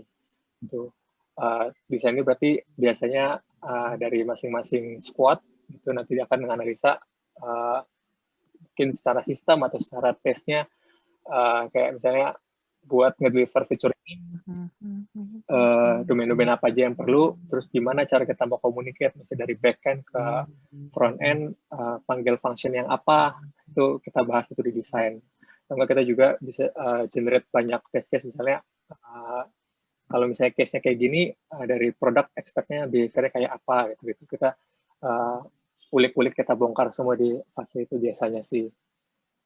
Nah lanjutnya biasanya sama ada juga sprint development testing itu biasanya kita daily stand up, terus mungkin kita tanyain kayak blokernya apa, confidence levelnya kayak apa buat nge-delivernya sesuai schedule. Terus habis itu mulai setelah kita testing semua kita lanjut ke bagian deployment-nya. Itu bagian deployment-nya itu lebih ke arah tim, ada release manager dan juga ada SRE, kayak Site Reliability Manager, itu dia bantu buat proses deployment-nya. Sama mungkin kita ada proses juga buat native, ada kayak store submission juga, kita masukin ke Play Store sama ke App Store. Terus once itu udah done, kita lanjut ke fase yang bagian maintenance. Nah, bagian maintenance ini mungkin lebih banyak timnya Kang David. Jadi dari tim test mungkin udah start prepare buat monitoring, terus mungkin ada knowledge transfer, atau mungkin dari CS sudah mulai buat SOP-nya dan sebagainya. Itu sih kurang lebih. Jadi dari PM biasanya kita coba menjembatani dari fase ke fasenya ini dan make sure kita bisa deliver on time. Itu sih kalau secara gambaran kasarnya. Berarti untuk gathering requirement itu dari penjelasan Mas Denny tadi bisa dari mana aja ya Mas ya? Maksudnya Benar. Kalau dari sumbernya itu banyak sih sebenarnya banyak kayak ya. channel. Dan gimana Mas untuk ngaturnya kalau misalnya oke let's say misalnya bulan ini minggu ini ada ya request-nya dari 10, 20, 30 request yang masuk gitu. Ada prioritas-prioritas nggak gitu dari sisi Mas Denny ya? Ada prioritasnya seperti itu. Jadi benar. Jadi kalau secara garis besar, kalau di Dan itu kita bagi jadi 3 tribe kali ya, ibaratnya. Tribe itu masing-masing tribe ada masing-masing squad, dan masing-masing squad itu ada tim produknya masing-masing. Jadi mungkin ada tentang squad tentang send money gitu, tentang P2P payment, atau enggak ada squad lagi tentang bank integration, itu juga ada itu. Atau masing-masing produk itu biasanya udah ada roadmap-nya masing-masing, terus juga ada priority-nya masing-masing. Nah, konsep rilis di sisi Dana itu kita mungkin nyebutnya kayak release train gitu. Jadi kita punya fixed schedule, misalnya bulan Januari kita mau ada rilis 2 kali gitu, kita ada fixed schedule gitu. Nah, kita tentuin nih mana yang bisa masuk ke kereta yang itu. Tuh, nah itu based on priority. Jadi biasanya kalau kita mungkin namanya kita sebutnya ada scoop freeze kali ya. Jadi kita bahas bareng-bareng masing-masing dari masing-masing squad tim produknya, terus kita discuss mana priority yang mau kita masukin, mana yang muat, mana yang enggak, itu based on the capacity juga, based on priority juga, gitu sih. Oke, Mas Denny, mungkin nanti di selanjutnya mau saya tanya challenge-nya nanti ya, karena kayaknya banyak misalnya contoh kayak misalnya requirement banyak yang masuk, gimana manage timnya Mas Denny banyak nggak sih? Cukup nggak kira-kira dari resource sekarang gitu? Kalau misalnya dari kalau dari tim project, jadi kita juga lagi masih growing buat ya. Add more tim juga gitu. Terus dari tim tech-nya pun juga banyak juga dibantu pada proses rekrutmen juga dari timnya tim backend, tim frontend, dan tim quality juga. Oke, Mas Denny, terima kasih. Saya coba sekarang pindah ke Kang David nih. Nah, kalau misalnya semua udah selesai, semua udah rilis. Oh ya, sebelumnya saya satu lagi ke Mas Denny mau nanya nih. Kalau tadi kan Kang Yahya sama Bang Heru kan udah, mungkin kalau misalnya developer kan udah jelas ya mungkin skill yang dibutuhin gitu ya. Kalau dari Mas Denny kebanyakan timnya skillnya di mana ya Mas? Atau misalnya background background sebelumnya untuk bisa masuk ke timnya Mas Denny, kira-kira apa aja gitu? Basically kalau project management agak luas sih, jadi kalau secara job kita nggak terlalu spesifik, tapi kita agak diverse sih. Jadi dari tim kita sendiri pun ada banyak banget sih, ada yang nggak harus background project management, ada yang dari developer juga ada yang masuk ke kita juga. Enggak ada yang lebih ke arah konsultan juga ada, agak variasi sih gitu. Kita nggak spesifik need something gitu. Oke, jadi Kang Yahya sama Mas Heru juga bisa ya masuk ke timnya Mas Denny ya? Bisa ya Kang? Bisa. Kang Yahya bisa aja, Mas. Tapi mungkin kalau di saya lebih ke arah maintain timnya sih sebenarnya. Jadi sama-sama nge-lead tapi nge-lead di domainnya sendiri lah. Gitu. Siap. Iya kan, berarti kan Kang Yahya udah ada experience untuk itu kan, udah punya pengalaman. Oke, tapi jangan dulu ya Kang Yahya, masih banyak tuh yang. Oke, tetap aja fokus di backend dulu, sama Bang Heru tetap fokus di frontend dulu. Oke, saya lanjut ke Kang David. Makasih ya Mas Denny sebelumnya. Sekarang ke Kang David. Nah, Kang David ini tanggung jawabnya juga besar sekali nih ya, karena setelah rilis semua harus memastikan bahwa nggak ada sedikit pun error ya. Mungkin kalau misalnya error 1-2, tapi yang paling bahaya kalau udah user ngerasa ada sesuatu nih. Nah, itu kan nggak boleh ya Kang David ya. Nah, gimana Kang David? Monitoringnya gimana? Boleh cerita nggak Kang David? Apa 24 jam Kang David bangun nggak tidur-tidur terus melototin apa nih yang dipelototin? Bisa di-share Kang David? Ya. Oke. Mungkin untuk di tim technical support sendiri, untuk daily activity-nya atau daily job-nya kita sendiri sebenarnya kita berada di tim technical operation. Jadi kita ada sisi technical-nya, ada sisi operation-nya juga. Untuk day to day-nya biasanya kita of course kita monitoring monitor dashboard kita selama 24 jam 7 hari. Jadi di tim technical support sendiri kita memiliki tim shifting gitu. Jadi ada tim yang memang tugasnya memonitor selama 24 jam 7 hari untuk memonitor daily transaction di Dana, baik itu secara sistem maupun secara aplikasi. Terus kita juga membantu proses deployment yang tadi diinformasikan oleh Kang Yahya, Mas Heru, dan Mas Denny, bahwa kita juga akan terlibat di proses rilis. Jadi waktu tim developer melakukan deployment dan rilis ke production, itu tim technical support bertanggung jawab buat monitoring selama rilis itu berjalan. Biasanya kita udah punya jadwal buat monitoring saat rilis atau deployment itu ke production. Seperti itu. Jadi biasa kolaborasi kita itu ngobrol di satu working group, atau kalau sebelum kita work from home, waktu kita masih kerja di kantor, biasa kita masuk ke sebuah meeting room atau kita sebutnya war room gitu. Kita biasa buat kolaborasi di sana. Cuman karena saat ini kita bekerja di rumah masing-masing, jadi kita biasa join ke Zoom ya untuk proses monitoring saat rilis atau deployment. Di sana kita memastikan tidak ada error maupun bugs yang ditemukan di production. Seperti itu, Mas Teguh. Oke. Thank you, Kang David. Untuk karena ini monitoring ya, Kang David. Jadi itu lokasi kerjanya harus di on-site. Jadi gini, sebelumnya teman-teman mungkin saya informasikan ya. Di kita itu ada headquarter yang di Jakarta ada di Capital Place, sesuai yang saya infokan tadi di slide. Tapi selain itu kita ada data center. Data center kita satunya di Jakarta, satunya di Jawa Barat. Untuk minimal requirement-nya terpenuhi, jadi jaraknya lebih dari 30 km antar dua data center ini. Gitu. Jadi selain itu kita juga punya remote office di Bandung, Jogja, dan Bali. Nah, mungkin balik ke pertanyaan saya ke Kang David. Ini timnya untuk monitoringnya harus dari mana? Harus dari head office atau data center atau gimana, Kang David? Atau ya, baik. Jadi sebelum pandemi ini kita memang punya satu ruangan di headquarter kita di Capital Place. Jadi kita punya satu ruangan khusus, kita sebutnya command center ya, Mas Teguh.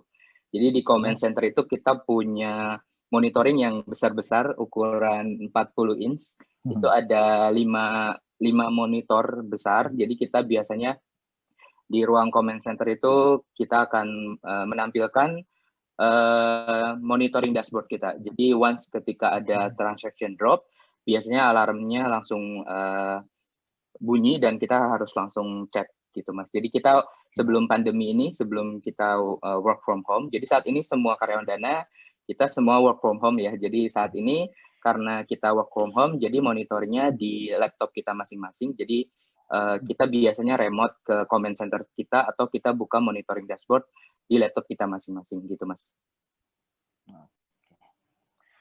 Oke, Mas. Oke, itu sebenarnya ada pertanyaan menarik yang terkait dengan selama pandemik ini ya. Tapi mungkin itu di sesi selanjutnya. Yang pertama tadi diskusi adalah mengenai job desk dari setiap teman-teman Dynamics yang join di diskusi ini, di talkshow ini ya. Jadi seperti itu. Ini saya simpulkan dari tadi Kang Yahya dan Bang Heru di software development. Jadi pekerjaan seperti itu ya.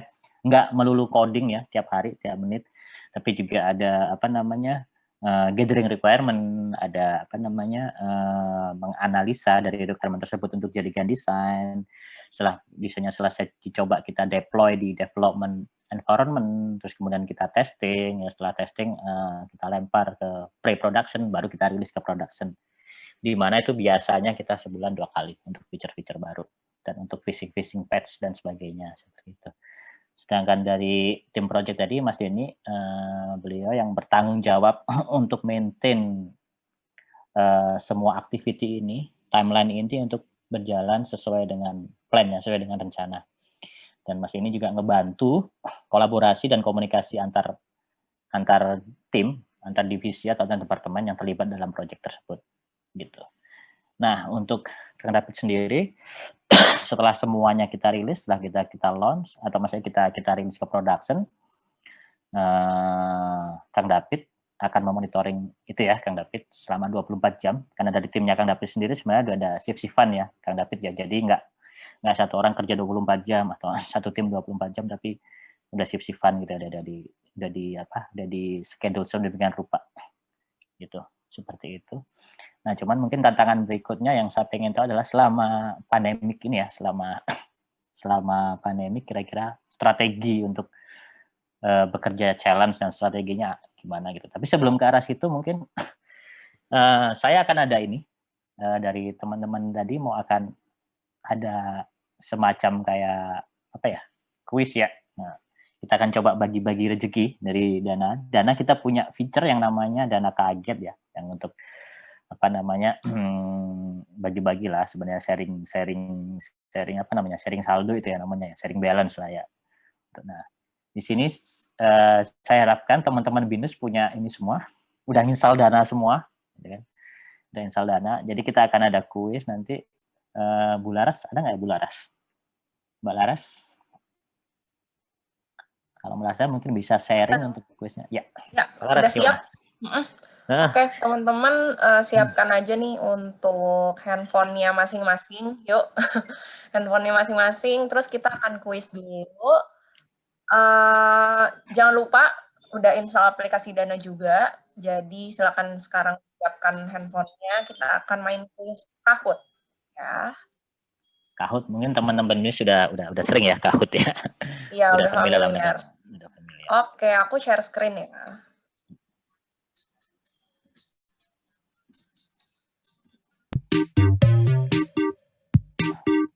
Oke. Bentar. Suaranya masuk? Suara audio Kahoot?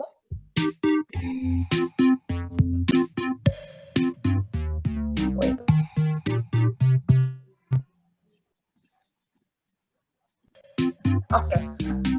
Oke, silakan teman-teman boleh dimasukkan namanya, join, masuk ke Kahoot. Dipastikan untuk teman-teman pakai nama asli ya. Kalau bisa nama lengkap juga nggak apa-apa. Pokoknya yang penting nama asli supaya kita boleh join di kahoot.it, masukin di PIN-nya 7592917. Nanti yang menang akan dapat Dana balance. Teman-teman juga pastiin dari tadi pas netizen juga nyimak ya.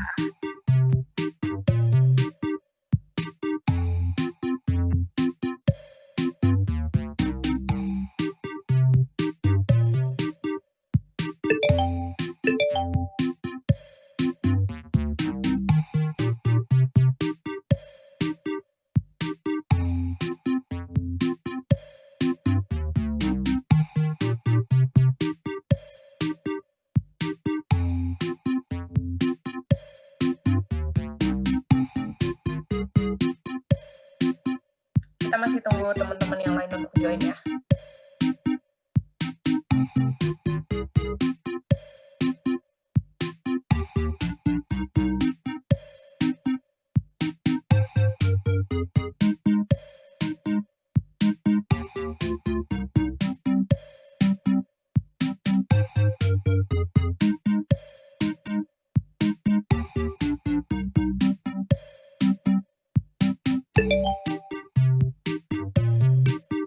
Kita tunggu 2 menit lagi ya.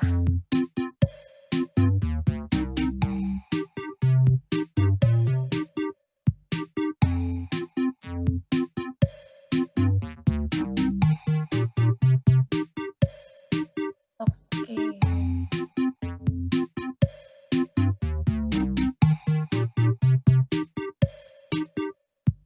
Masih ada yang join, banyak nih. 1 menit lagi, ayo. kesempatan untuk mendapatkan Dana Balance nih teman-teman. Pastikan udah download aplikasi Dana semuanya ya.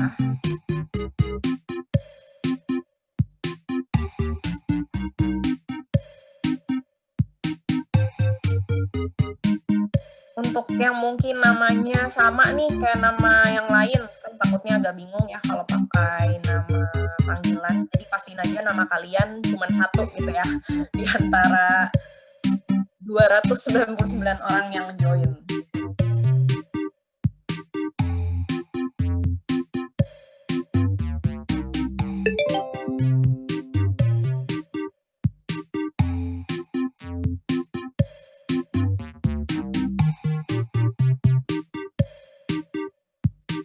Oke, sudah 10.22, kita kunci. Kita start ya.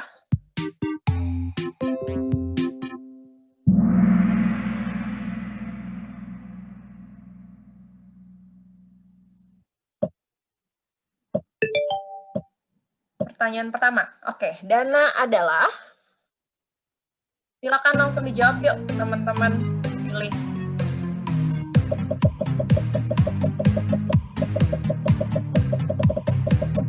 Oke, 76 orang betul ya. Kita lihat siapa yang berhasil.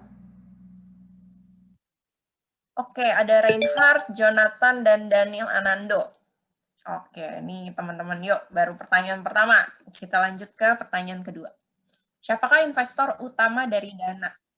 Nah, dari teman-teman tuh yang tadi Dana fact sheet ya, udah sempat di-share sama Mas Pugu. Yuk, silahkan langsung dijawab. Ya, betul. Jadi investor utama kita dari MTech ya, teman-teman.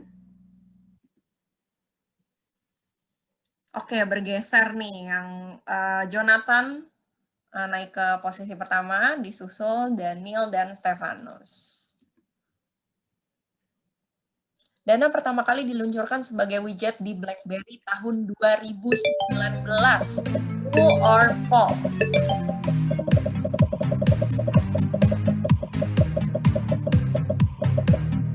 Oke, false ya teman-teman, karena betul Dana pertama kali diluncurkan di widget di BlackBerry tahun 2018, bukan 2019. Jadi jawabannya adalah false. Good job teman-teman, 92 orang. Kita lihat, oke, Jonathan masih memimpin dan ada perpindahan posisi nih, Maevi, dan disusul lagi sama Reinhard. Next question. Berapakah rata-rata usia pegawai Dana atau kita sebut sebagai Dana Mix? Rata-ratanya berapa gitu? Tadi juga di Dana Fashion udah sempat di-share ya. 26 tahun, iya betul. Jadi masih di apa ya? Masih di rata-rata anak muda gitu ya, di 26 tahun. Oke, masih dipimpin oleh Jonathan. Lanjut, manakah yang bukan menjadi pilar fundamental dari aplikasi Dana? Nah, tadi ada 3 kan tuh. Jadi teman-teman silakan pilih yang bukan menjadi pilar fundamental dari aplikasi Dana. Trusted, friendly, guaranteed, accessible. Silakan dipilih yang bukan ya.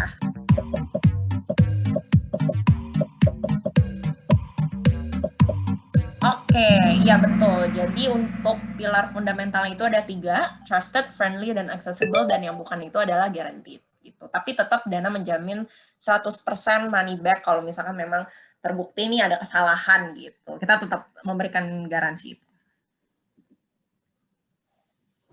Masih dipimpin oleh Jonathan. Wah, oke. Kemudian ada Albert dan Rizka. Next question. Manakah yang merupakan salah satu lisensi yang didapatkan oleh Dana dari Bank Indonesia?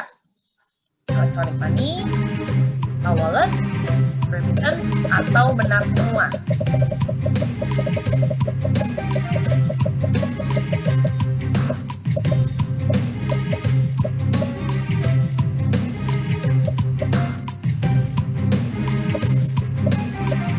Iya, betul. Ini benar semua. Salah satunya tadi ada yang lisensi untuk LKD ya, gitu. Jadi yang ketiga lainnya ini benar semua. Masih dengan Jonathan. Masih dengan Albert dan disusul oleh Michael. Oke, masih ada 2 pertanyaan lagi ya kita. True or false? Dana merupakan satu-satunya aplikasi pembayaran di App Store Indonesia. Betul atau salah?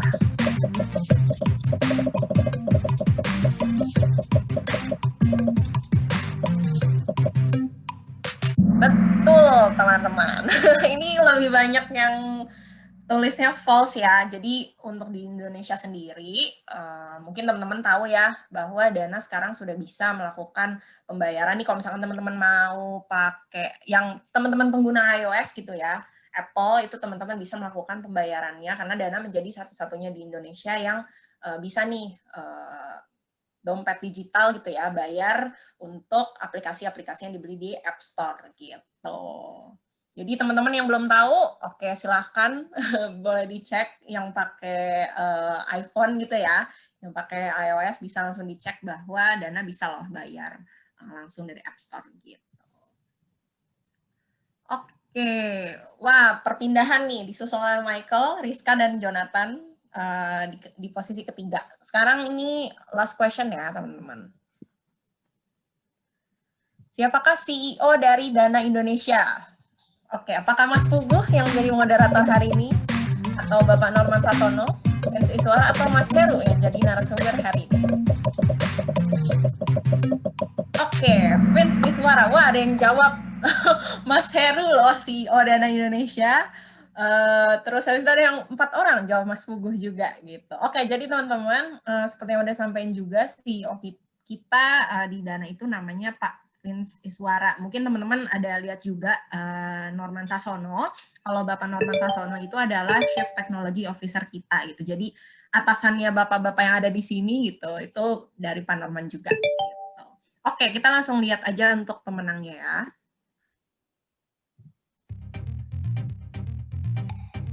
Di posisi ketiga ada Albert David, ada Maevi Marvella, dan kita lihat siapa yang posisi pertama. Jonathan Widar. Oke, jadi Jonathan tetap di posisi pertama ya. Thank you banget nih teman-teman untuk partisipasinya dari Kahoot. Nanti untuk 3 nama ini kebetulan pas juga ya pakai nama lengkap, jadi nanti akan aku private chat. Pastiin kalian udah download aplikasi Dana, nanti aku akan minta kontak kalian untuk aku kirimkan Dana balance. Oke, sekian dari aku. Thank you. Dikembalikan lagi ke Mas Teguh ya.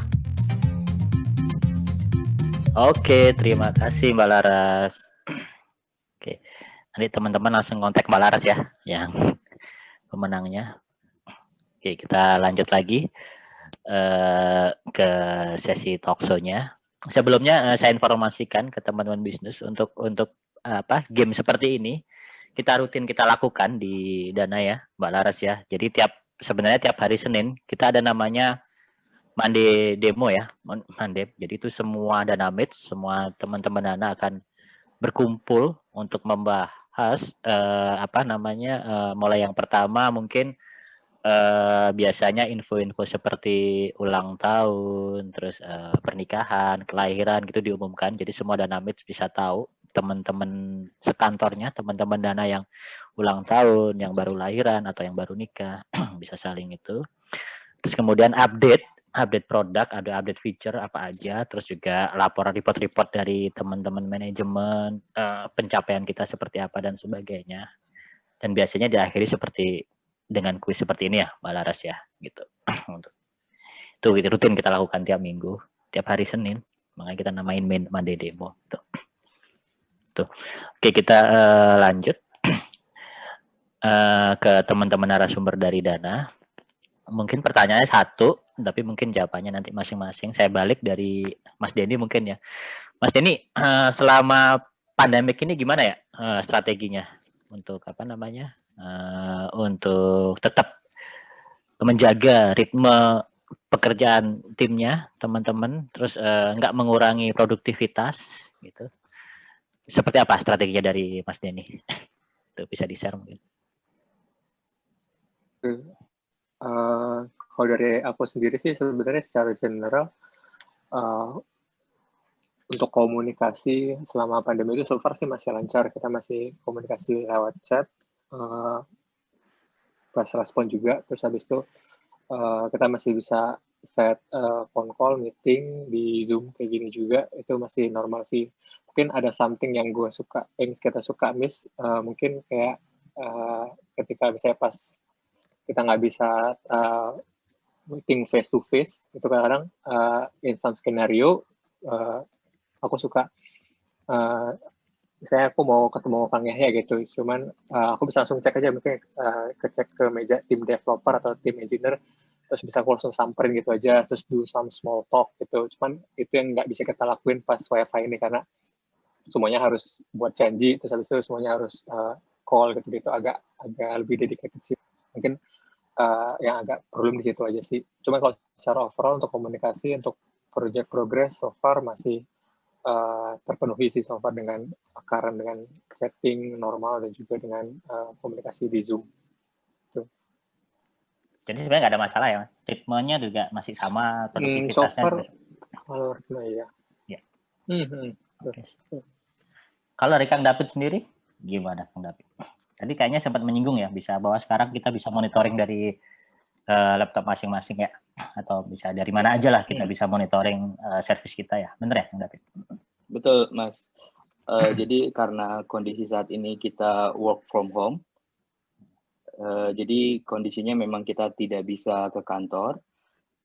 Comment center kita memang ada di kantor, cuman kita masih bisa akses monitoring dashboard kita menggunakan laptop masing-masing. Palingan tantangan terbesar selama WiFi ini adalah koneksi internet. Karena masing-masing tim member saya itu punya koneksi internetnya yang beda-beda ya. Okay. Ada yang mungkin di area rumahnya stabil, ada juga yang mungkin di area rumahnya dia unstable, jadi sering mati ya. Contohnya mungkin merek sebelah gitu yang sering mati gitu. Jadi waktu kita lagi Zoom atau lagi meeting atau lagi checkpoint, tiba-tiba internetnya putus gitu. Itu sih paling tantangan terbesar selama kita WiFi ini, karena untuk tim technical support ini kita memang dituntut untuk monitoring dan standby selama 24 jam 7 hari gitu. Jadi untuk technical support di Dana berbeda dengan technical support di perusahaan lain ya. Jadi kita bukan IT helpdesk kalau di Dana sendiri.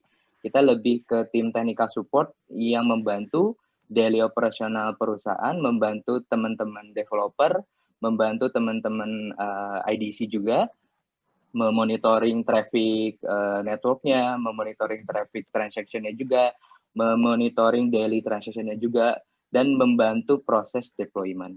Seperti itu kurang lebih Mas Teguh. Oke. Jadi tetap fast respon ya Mas, nggak ada berkurang ya, responnya nggak ada. Tetap fast respon Mas. Itu memang udah jadi habit kita harus dan wajib fast respon dimanapun berada. Dan mungkin satu lagi yang saya tambahan info, kebetulan saya di infrastruktur ya. Jadi ada menjaga security juga. Jadi meskipun teman-teman remote, tapi data yang diakses tetap dijamin aman ya Mas, dijamin secure ya. Nggak ada yang bisa pas, karena kita juga ada beberapa prosedur untuk melakukan remote, kita harus ada prosedur yang harus comply gitu ya. Ya benar ya Kang David ya. Betul. Jadi kita kalau selama di rumah, selama di tempat kita masing-masing, kita wajib connect menggunakan VPN ya Mas. Ya. Gitu. Jadi kita wajib connect menggunakan VPN untuk akses ke sistemnya Dana. Ya. Jadi kalau nggak pakai akses VPN, kita nggak bisa buka monitor malah. Dan ketika akses pun kita punya two-way identificator. Mungkin teman-teman BINUS juga udah tahu two-way ya, ada 2 kode yang harus ada di handphonenya. Jadi harus ada 2 cara untuk autentikasi. Jadi kita jamin itu bahwa orang yang benar, dan tidak boleh, kita juga ada dari teman-teman security, data tidak ada yang disimpan di laptop, apalagi ditransfer ke hard disk atau ke USB gitu, tidak bisa di laptop kantor ya. Benar ya Kang David? Okay. Betul Mas. Jadi untuk keamanan di laptop karyawan Dana sendiri ini sangat-sangat aman ya Mas. Jadi kita dilarang buat connect USB gitu tuh, kita nggak bisa sama sekali gitu kan. Terus tadi juga kita tidak menyimpan data itu di hard disk laptop, tapi kita menyimpan data itu di cloud, yaitu pakai OneDrive gitu. Jadi itu lebih aman dan lebih terjamin lah.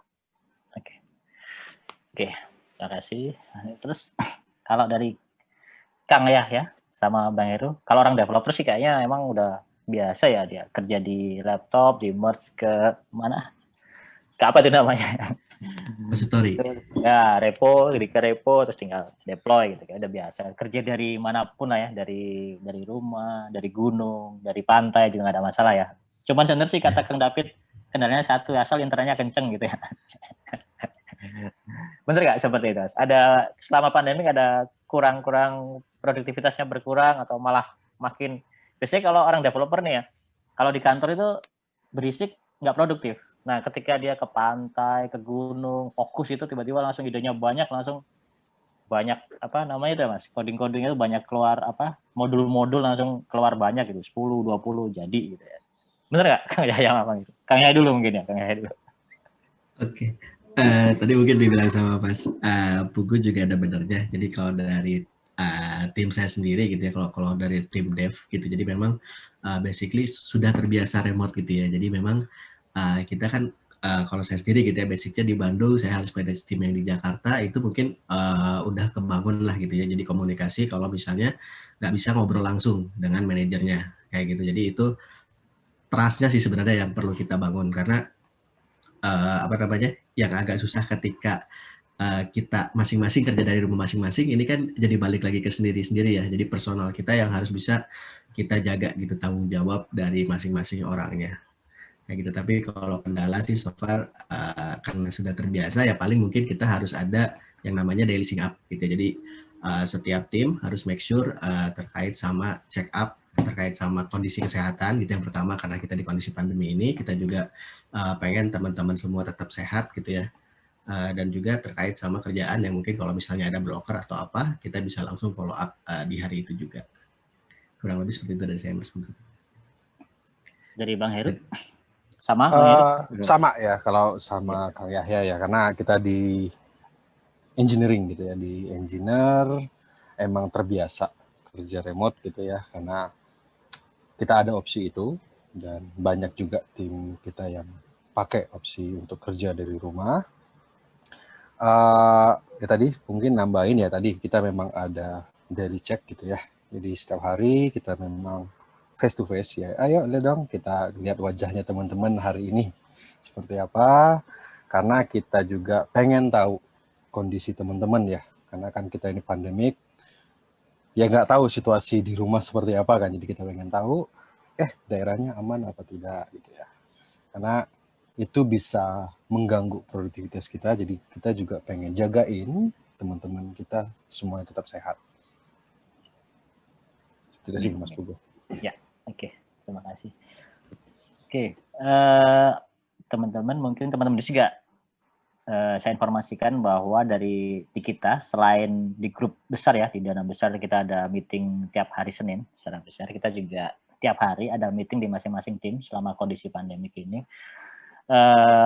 Tujuan utamanya pertama, tujuannya adalah pasti sync up mengenai pekerjaan ya, sync up pekerjaan udah sampai mana, blokernya di mana, sesuai jadwal atau gimana. Tapi pertanyaan yang wajib kita tanyakan adalah kondisi kesehatan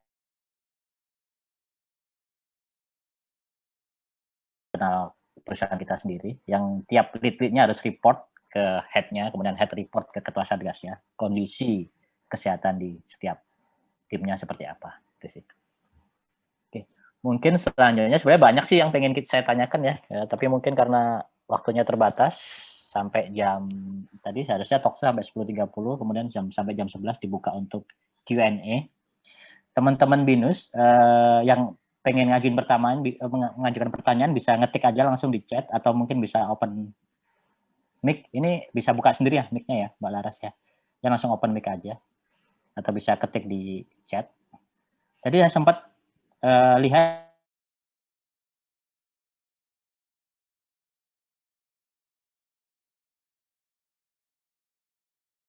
Jumat tidak. Nah, ini sebenarnya kalau misalnya yang kita maksud adalah rilis ya, plan untuk rilis. Seperti yang disebutkan oleh Mas Denny tadi, rilis kita sebulan rata-rata 2 kali. Itu untuk rilis besarnya ya, apa sebutnya rilis besarnya. Tapi sebenarnya kita kalau urgent rilis itu sering, Dan itu seamless ya dari sisi user. User nggak tahu tiba-tiba ya seperti itu dari kita seamless. Dan kayaknya kalau Jumat kita sering banget ya Mas. Jadi kita nggak bisa patokan gitu, kadang Senin, kadang Selasa, kadang Rabu. Tapi Jumat beberapa kali gitu. Pas hari Jumat. Saya juga agak bingung kenapa pertanyaan hari Jumat, apa hari sakral atau gimana ini. Tapi kita nggak ada masalah di hari, karena tadi sesuai juga info dari Kang Yaya, kita ada dua main site ya. Sebenarnya site kita banyak, tapi ada 2 main site yang serve inbound secara utama. Itu bisa kita switching gitu. Kalau misalnya kita mau rilis di site A, semua traffic dari user, partner, channel dan sebagainya kita switch ke site B gitu. Nah, mulai kita melakukan deploy di site A. Itu yang namanya tadi apa? Blue green ya. Kita ada 2 sih sebenarnya, ada blue green, ada canary gitu kan. Tapi yang kita lakukan sering untuk urgent yang besar, kita melakukan blue green. Jadi kita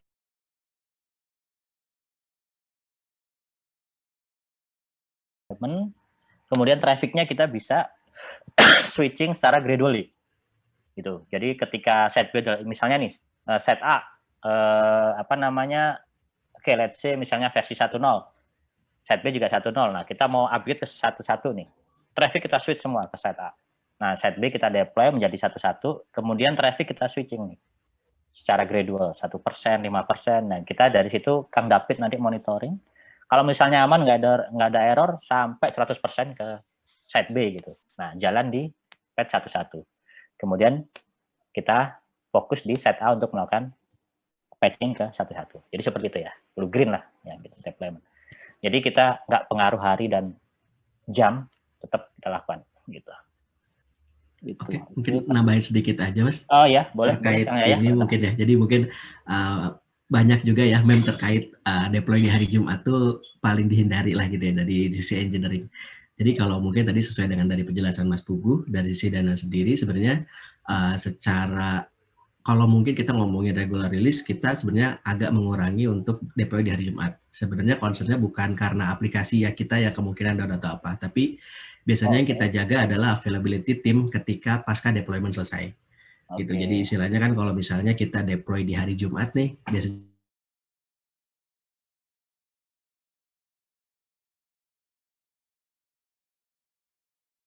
fitur kita misalnya gitu ya. Nah ini timnya nggak standby gitu. Jadi sebenarnya yang dihindari adalah itu gitu. Tapi walaupun secara sistem kita sebenarnya available untuk deploy hari apapun, tadi sesuai dengan Pak Pugu gitu ya. Apalagi kalau ada urgent release kita bisa deploy di Sabtu atau Minggu. Gitu. Tapi kalau untuk anormal biasanya kita coba untuk hindari, concernnya adalah itu. Jadi untuk menjaga availability ketika misalnya ada isu yang ternyata ada di production, ada glitch nih misalnya kayak gitu. Itu yang kita coba jaga. Gitu sih paling Mas Pugu. Oke. Terima kasih Kang Yaya tambahnya. Mungkin seperti itu ya Mas Henat ya. Ternyata mungkin kita akan hindari hari Jumat ya. Karena mungkin kalau hari Sabtu Minggu tim saya akan lebih berkurang. Sebenarnya kita ada kayak misalnya Kang David kan 24x7, cuman mungkin biasa sih kebanyakan hari Sabtu Minggu itu mungkin decision maker ya, bisa udah mulai yang level atas tuh mulai ya. Oke, seperti itu. Ya kita hindari, tapi tetap pernah ada ya Mas hari Jumat misalnya kalau urgent ya. Betul, pernah ada. Oke, saya coba pertanyaan selanjutnya. Jadi ini saya bacakan secara urut aja ya dari chat. Yang kedua, selamat pagi. Saya ingin bertanya, apakah mungkin terjadi kebocoran data jika salah satu karyawan Dana keluar? Oke, mungkin dari saya dulu. Nanti mungkin kalau ada teman-teman dari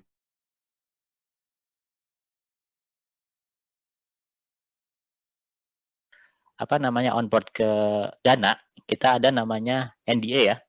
NDA dan ada beberapa COC, mungkin nanti Mbak Laras yang bisa informasi lebih lanjut, tapi kita di situ ada kontrak bahwa ada beberapa kontrak yang harus disign, perjanjian antara karyawan dengan company. Itu yang pertama, kita siasati seperti itu. Terus yang kedua, seperti tadi yang Kang David juga bilang bahwa kita untuk melakukan pekerjaan, melakukan remote apapun itu, tidak bisa menggunakan laptop sendiri, harus laptop dari kantor. Dan remote dari kantor ini udah udah diintegrasi centralized oleh teman-teman yang di-manage oleh IT office kita dan dibantu backup oleh IT security kita gitu. Mungkin fitur-fiturnya salah satunya adalah kita nggak bisa colok USB gitu kan ya. Terus untuk nyimpen data pun kalaupun data di situ kita ada 2 data ya, data apa sih namanya ya, Kang Yaya mungkin ingat ya. Untuk yang data terkait user kita nggak bisa ambil. Teman-teman engineer di sini pun nggak ada yang tahu. Gitu. Iya, nggak punya akses gitu. Kalau misalnya data user ya, data user kita nggak ada yang punya akses. Meskipun itu disimpan di database, DBA kita, database administration nggak bisa ngeliat, karena dia cuma responsible di sisi contohnya mungkin di sisi query-nya doang gitu ya. Tapi ketika dia ngambil data itu nggak ada, semua terencrypt dan sebagainya gitu. Datanya benar-benar kita keep gitu. Dan pun kalaupun harus kebuka itu banyak proses approval-nya banyak dan banyak proses approval-nya kita banyak yang harus kita assign gitu. Itu sih seperti itu. Jadi kita jamin data nggak akan ada yang bocor, terutama data user ya, data user gitu. Seperti itu. Mungkin ada tambahan dari teman-teman Danamed yang lain? Ya, mungkin saya sedikit menambahkan, Mas Teguh. Jadi Silakan. untuk semua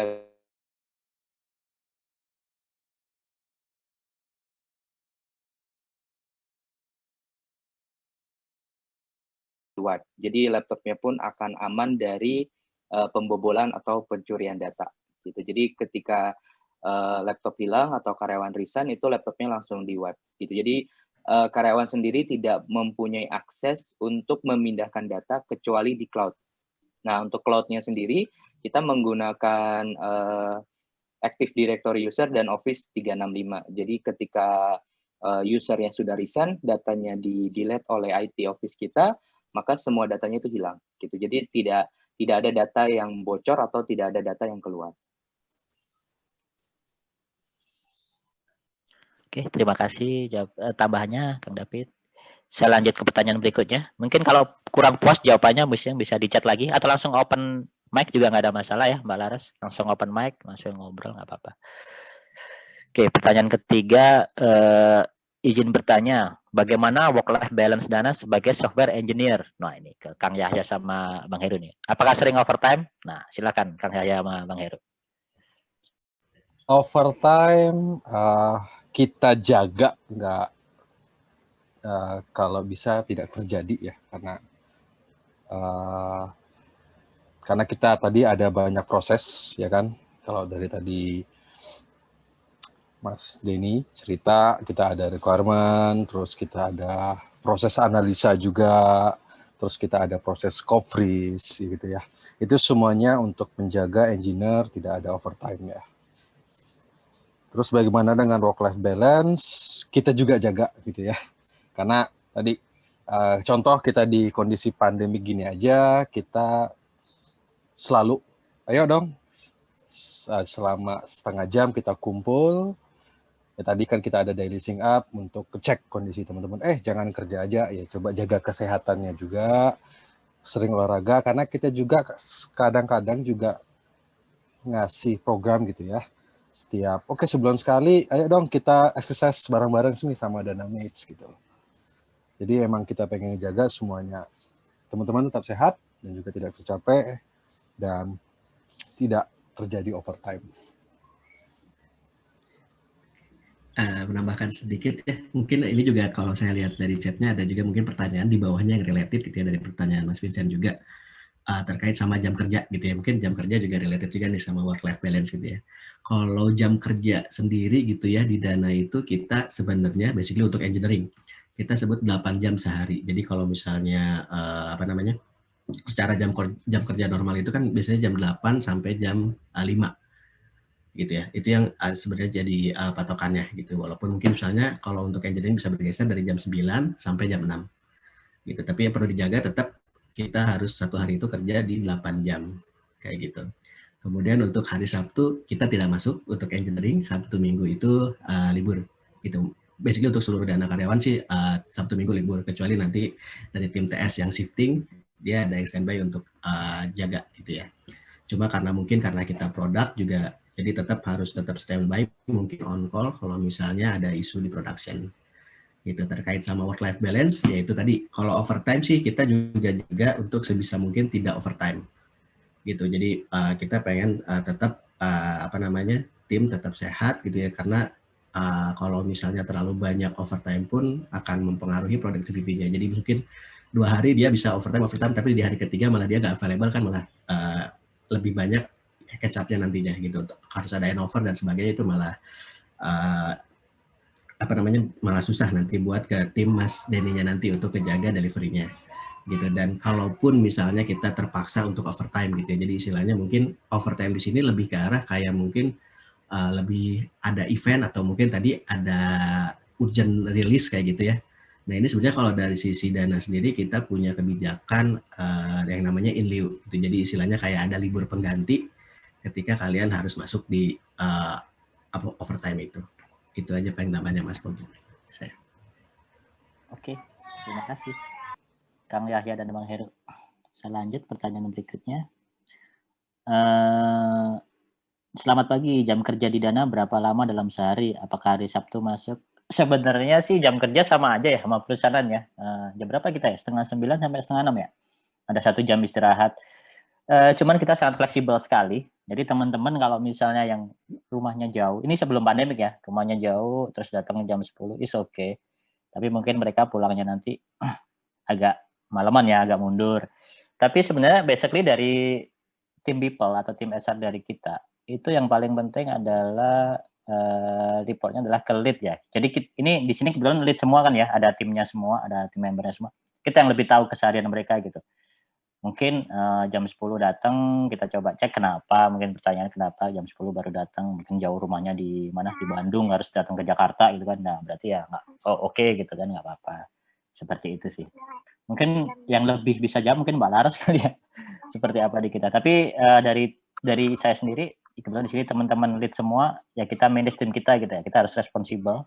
Karena kita juga punya 7 value ya, salah satunya integrity, result driven, kita harus meng-apply itu ya gitu. Meskipun di sisi kita ada flexible time, flexible location juga, tapi kan harus integritasnya harus dijaga gitu.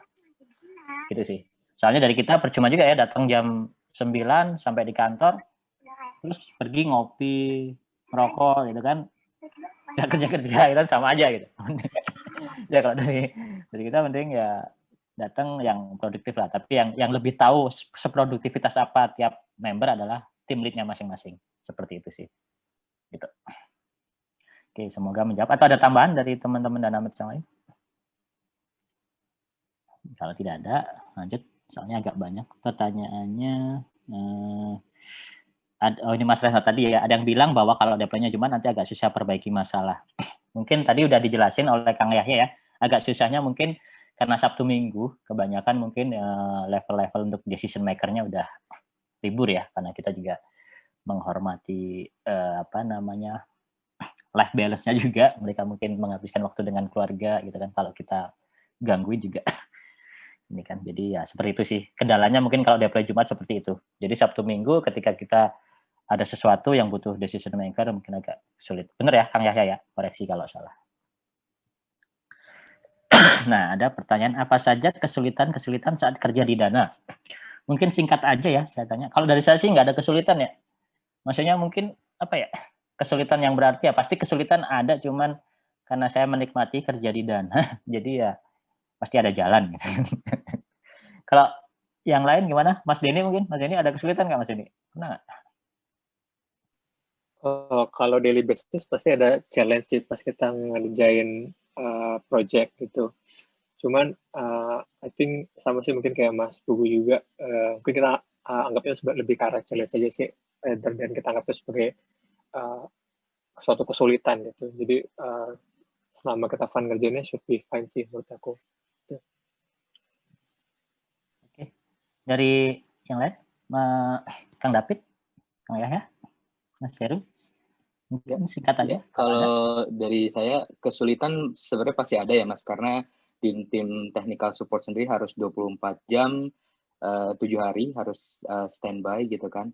Tapi karena kita mempunyai teamwork, punya manajemen yang sangat-sangat bagus, kesulitan-kesulitan itu bisa diatasi bersama sih. Jadi lebih banyak kemudahan dibanding kesulitan kalau menurut saya. Ya.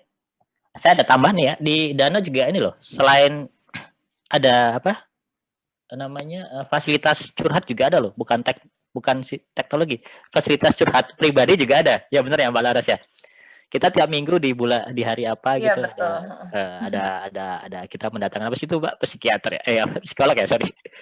Ya pokoknya kalau Biasanya misalnya iya psikolog atau apa namanya konselor gitu. ya Jadi konselor buat ya konselor. iya, jadi memang biar balance nih meskipun mungkin takutnya orang kan masing-masing cara kerjanya juga beda-beda gitu ya. Iya. Terima load kerjanya beda-beda gitu. Jadi maksudnya difasilitasin dari kantor.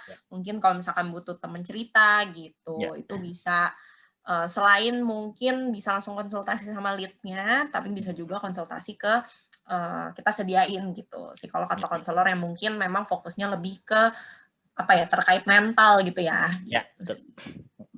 Ya, jadi kita ada itu namanya apa ya, sesi curhat, jadi bisa langsung apa namanya privasi ya, one on one gitu bisa. Itu juga ada untuk menjaga balance itu. Selain itu juga yang lain juga apa namanya, massage juga ada kan ya, Mbak? Masih ada nggak, Mbak Laras? Itu masih ada sih. Saya ingat saya di seminggu sekali gitu. Kalau misalnya penat gitu kan, terus butuh massage di kantor juga ada juga gitu. Terus. Oh iya, dulu pas masih jalan-jalan di kantor. Ya itu sebelum pandemik ya, gitu juga ada gitu. Misalnya penat gitu, seperti itu ya. Jadi kita tetap keep. Jadi tujuannya dari Mbak Laras, tim people ya, tetap keep bahwa kita tetap bekerja, tetap selalu semangat, tetap fokus dan sebagainya. Seperti yang penting menjaga produktivitas lah gitu ya. Seperti itu ya. Oke, terus selanjutnya, oke, permisi Kakak Dana, saya mau tanya, kira-kira di Dana bagaimana dan seberapa besar efek sistem workplay yang ada di Office Dana dengan produktivitas di sana? Ada yang bisa bantu jawab saya? Mungkin saya ya, Mas. Boleh. Oke. Seberapa besar efek sistem workplay ya? Impact-nya gede banget ya. Kalau saya sendiri sebagai seorang lead gitu ya, lihat tim member yang nggak kita kontrol lah intinya ya. Kita hanya cuma monitoring. Kita ya ternyata kalau lu lagi capek mau main dulu sebentar silahkan. Itu impact-nya gede banget gitu ya. Dan kalau contoh ya tadi mungkin nggak di-mention, kita lupa ya. Saat WFA, jujur teman-teman lebih produktif. Ya karena tadi ada lebih banyak kebebasan gitu ya. Jadi teman-teman punya stylenya sendiri, kita hargai. Jadi impact-nya gede banget terhadap produktivitas timnya. Oke, terima kasih Mas Heru. Ada tambahan dari yang lain? Ya, kalau nggak ada, selanjut. Selamat pagi. Saya ingin bertanya mengenai fresh graduate di Dana. Apakah banyak karyawan Dana yang mulai bekerja dari saat fresh graduate? Wah, banyak nih sebenarnya. Mungkin Mbak Laras yang bisa cerita. Di kita juga ada program internship ya, sambil kuliah melakukan kerja. Terus dari internship pun untuk akhirnya jadi karyawan juga banyak sepertinya Mbak Laras ya. Mungkin Mbak Laras bisa bantu jawab, Mbak Laras.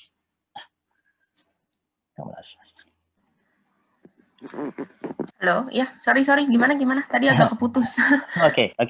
Ini ada yang bertanya nih, untuk fresh graduate di sana, di Dana, banyak nggak karyawan Dana yang mulai bekerja dari fresh graduate? Kalau dari sisi, dari sisi saya, dari tech sih banyak sih saya lihat ya. Saya lihat banyak, mulai dari mereka mulai masih kuliah, mereka join ke kita sebagai internship.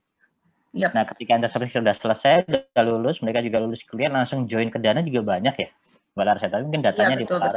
Seperti itu.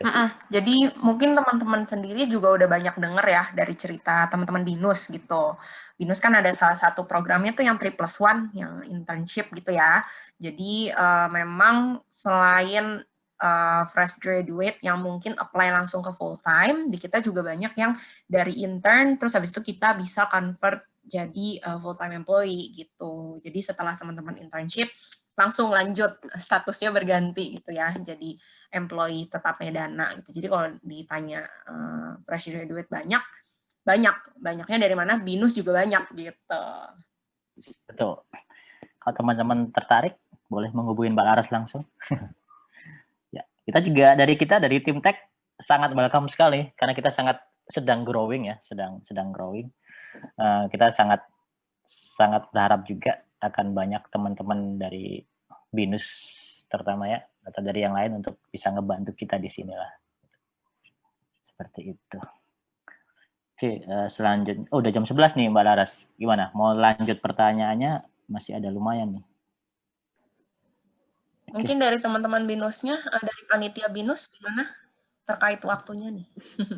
Pertanyaan Masih banyak ya pertanyaannya, tapi terbatas Iya. waktu. Dari Gimana, tim teman-teman? BINUS, Siapa tadi? Mas Andrian ya? Mas Andrian. Untuk waktunya sih udah habis ya, Pak Oke. sama Bu. Paling kalau misalnya ini boleh pilih satu pertanyaan lagi aja, dijawab singkat aja, atau Ibu. Oke. Iya. Saya pengen ini ya ke Mas Denny nih. Mas ini bisa pilih pertanyaan Mas ini, mungkin yang dijawab Mas ini. Boleh, coba aku cari dulu ya. Yang kira-kira menarik. Oke, mungkin aku ambil yang punya Mas Jonathan. Pak, apakah pandemi COVID meningkatkan jumlah transaksi di Dana? Jadi kalau secara overall, ya meningkat. Cuman mungkin kita ada for sure ada impact juga dari pandemi, kayak misalnya transaction offline atau mungkin kayak semacam Tix ID kan habit ketika pada saat pandemi ini kan habit orang bertransaksi di luar sama nonton di bioskop kan berkurang. For sure itu juga ada penurunan di beberapa sisi. Cuman kita juga di sisi lain kita juga ada beberapa peningkatan mungkin seperti kayak di transaksi di merchant online atau misalnya send money itu juga naik sih gitu. Jadi so overall should be still masih positif untuk growth-nya. Oke, terima kasih. Itu aja. Mas Denny. Mas Tubuh, ya. Oke, mungkin karena waktunya udah lewat. Sebelumnya mungkin sebelum saya serahkan ke ke hostnya teman-teman bisnis, ada pesan atau ada kesan dari teman-teman Danamed, dari Mas Heru mungkin, Kang Yahya, Kang David, Mas Denny.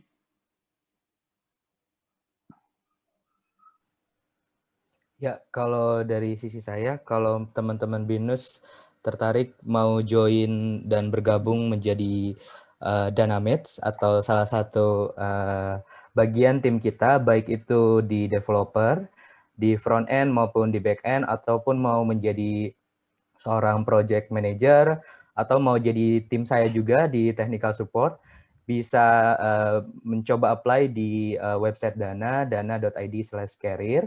Kita sangat terbuka untuk mahasiswa dan mahasiswi baru.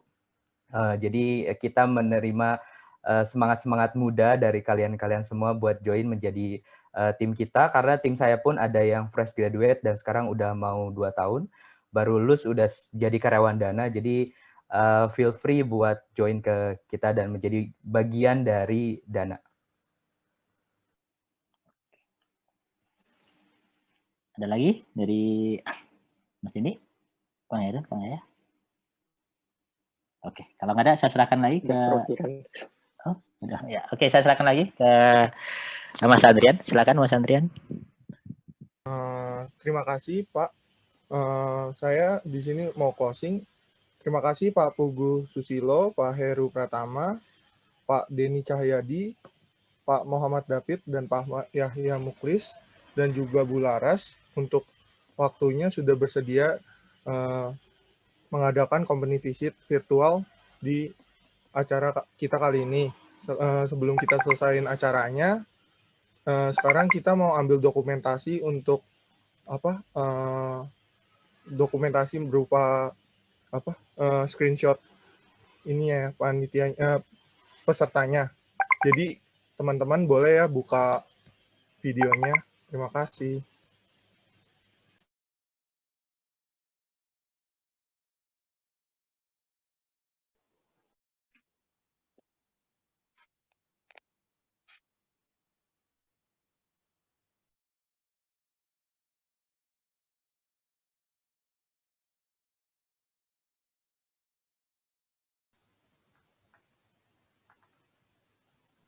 Oke teman-teman, aku foto dulu ya.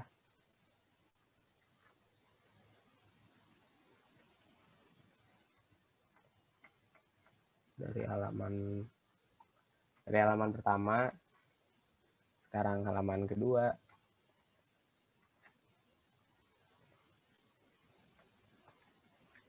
Halaman 3.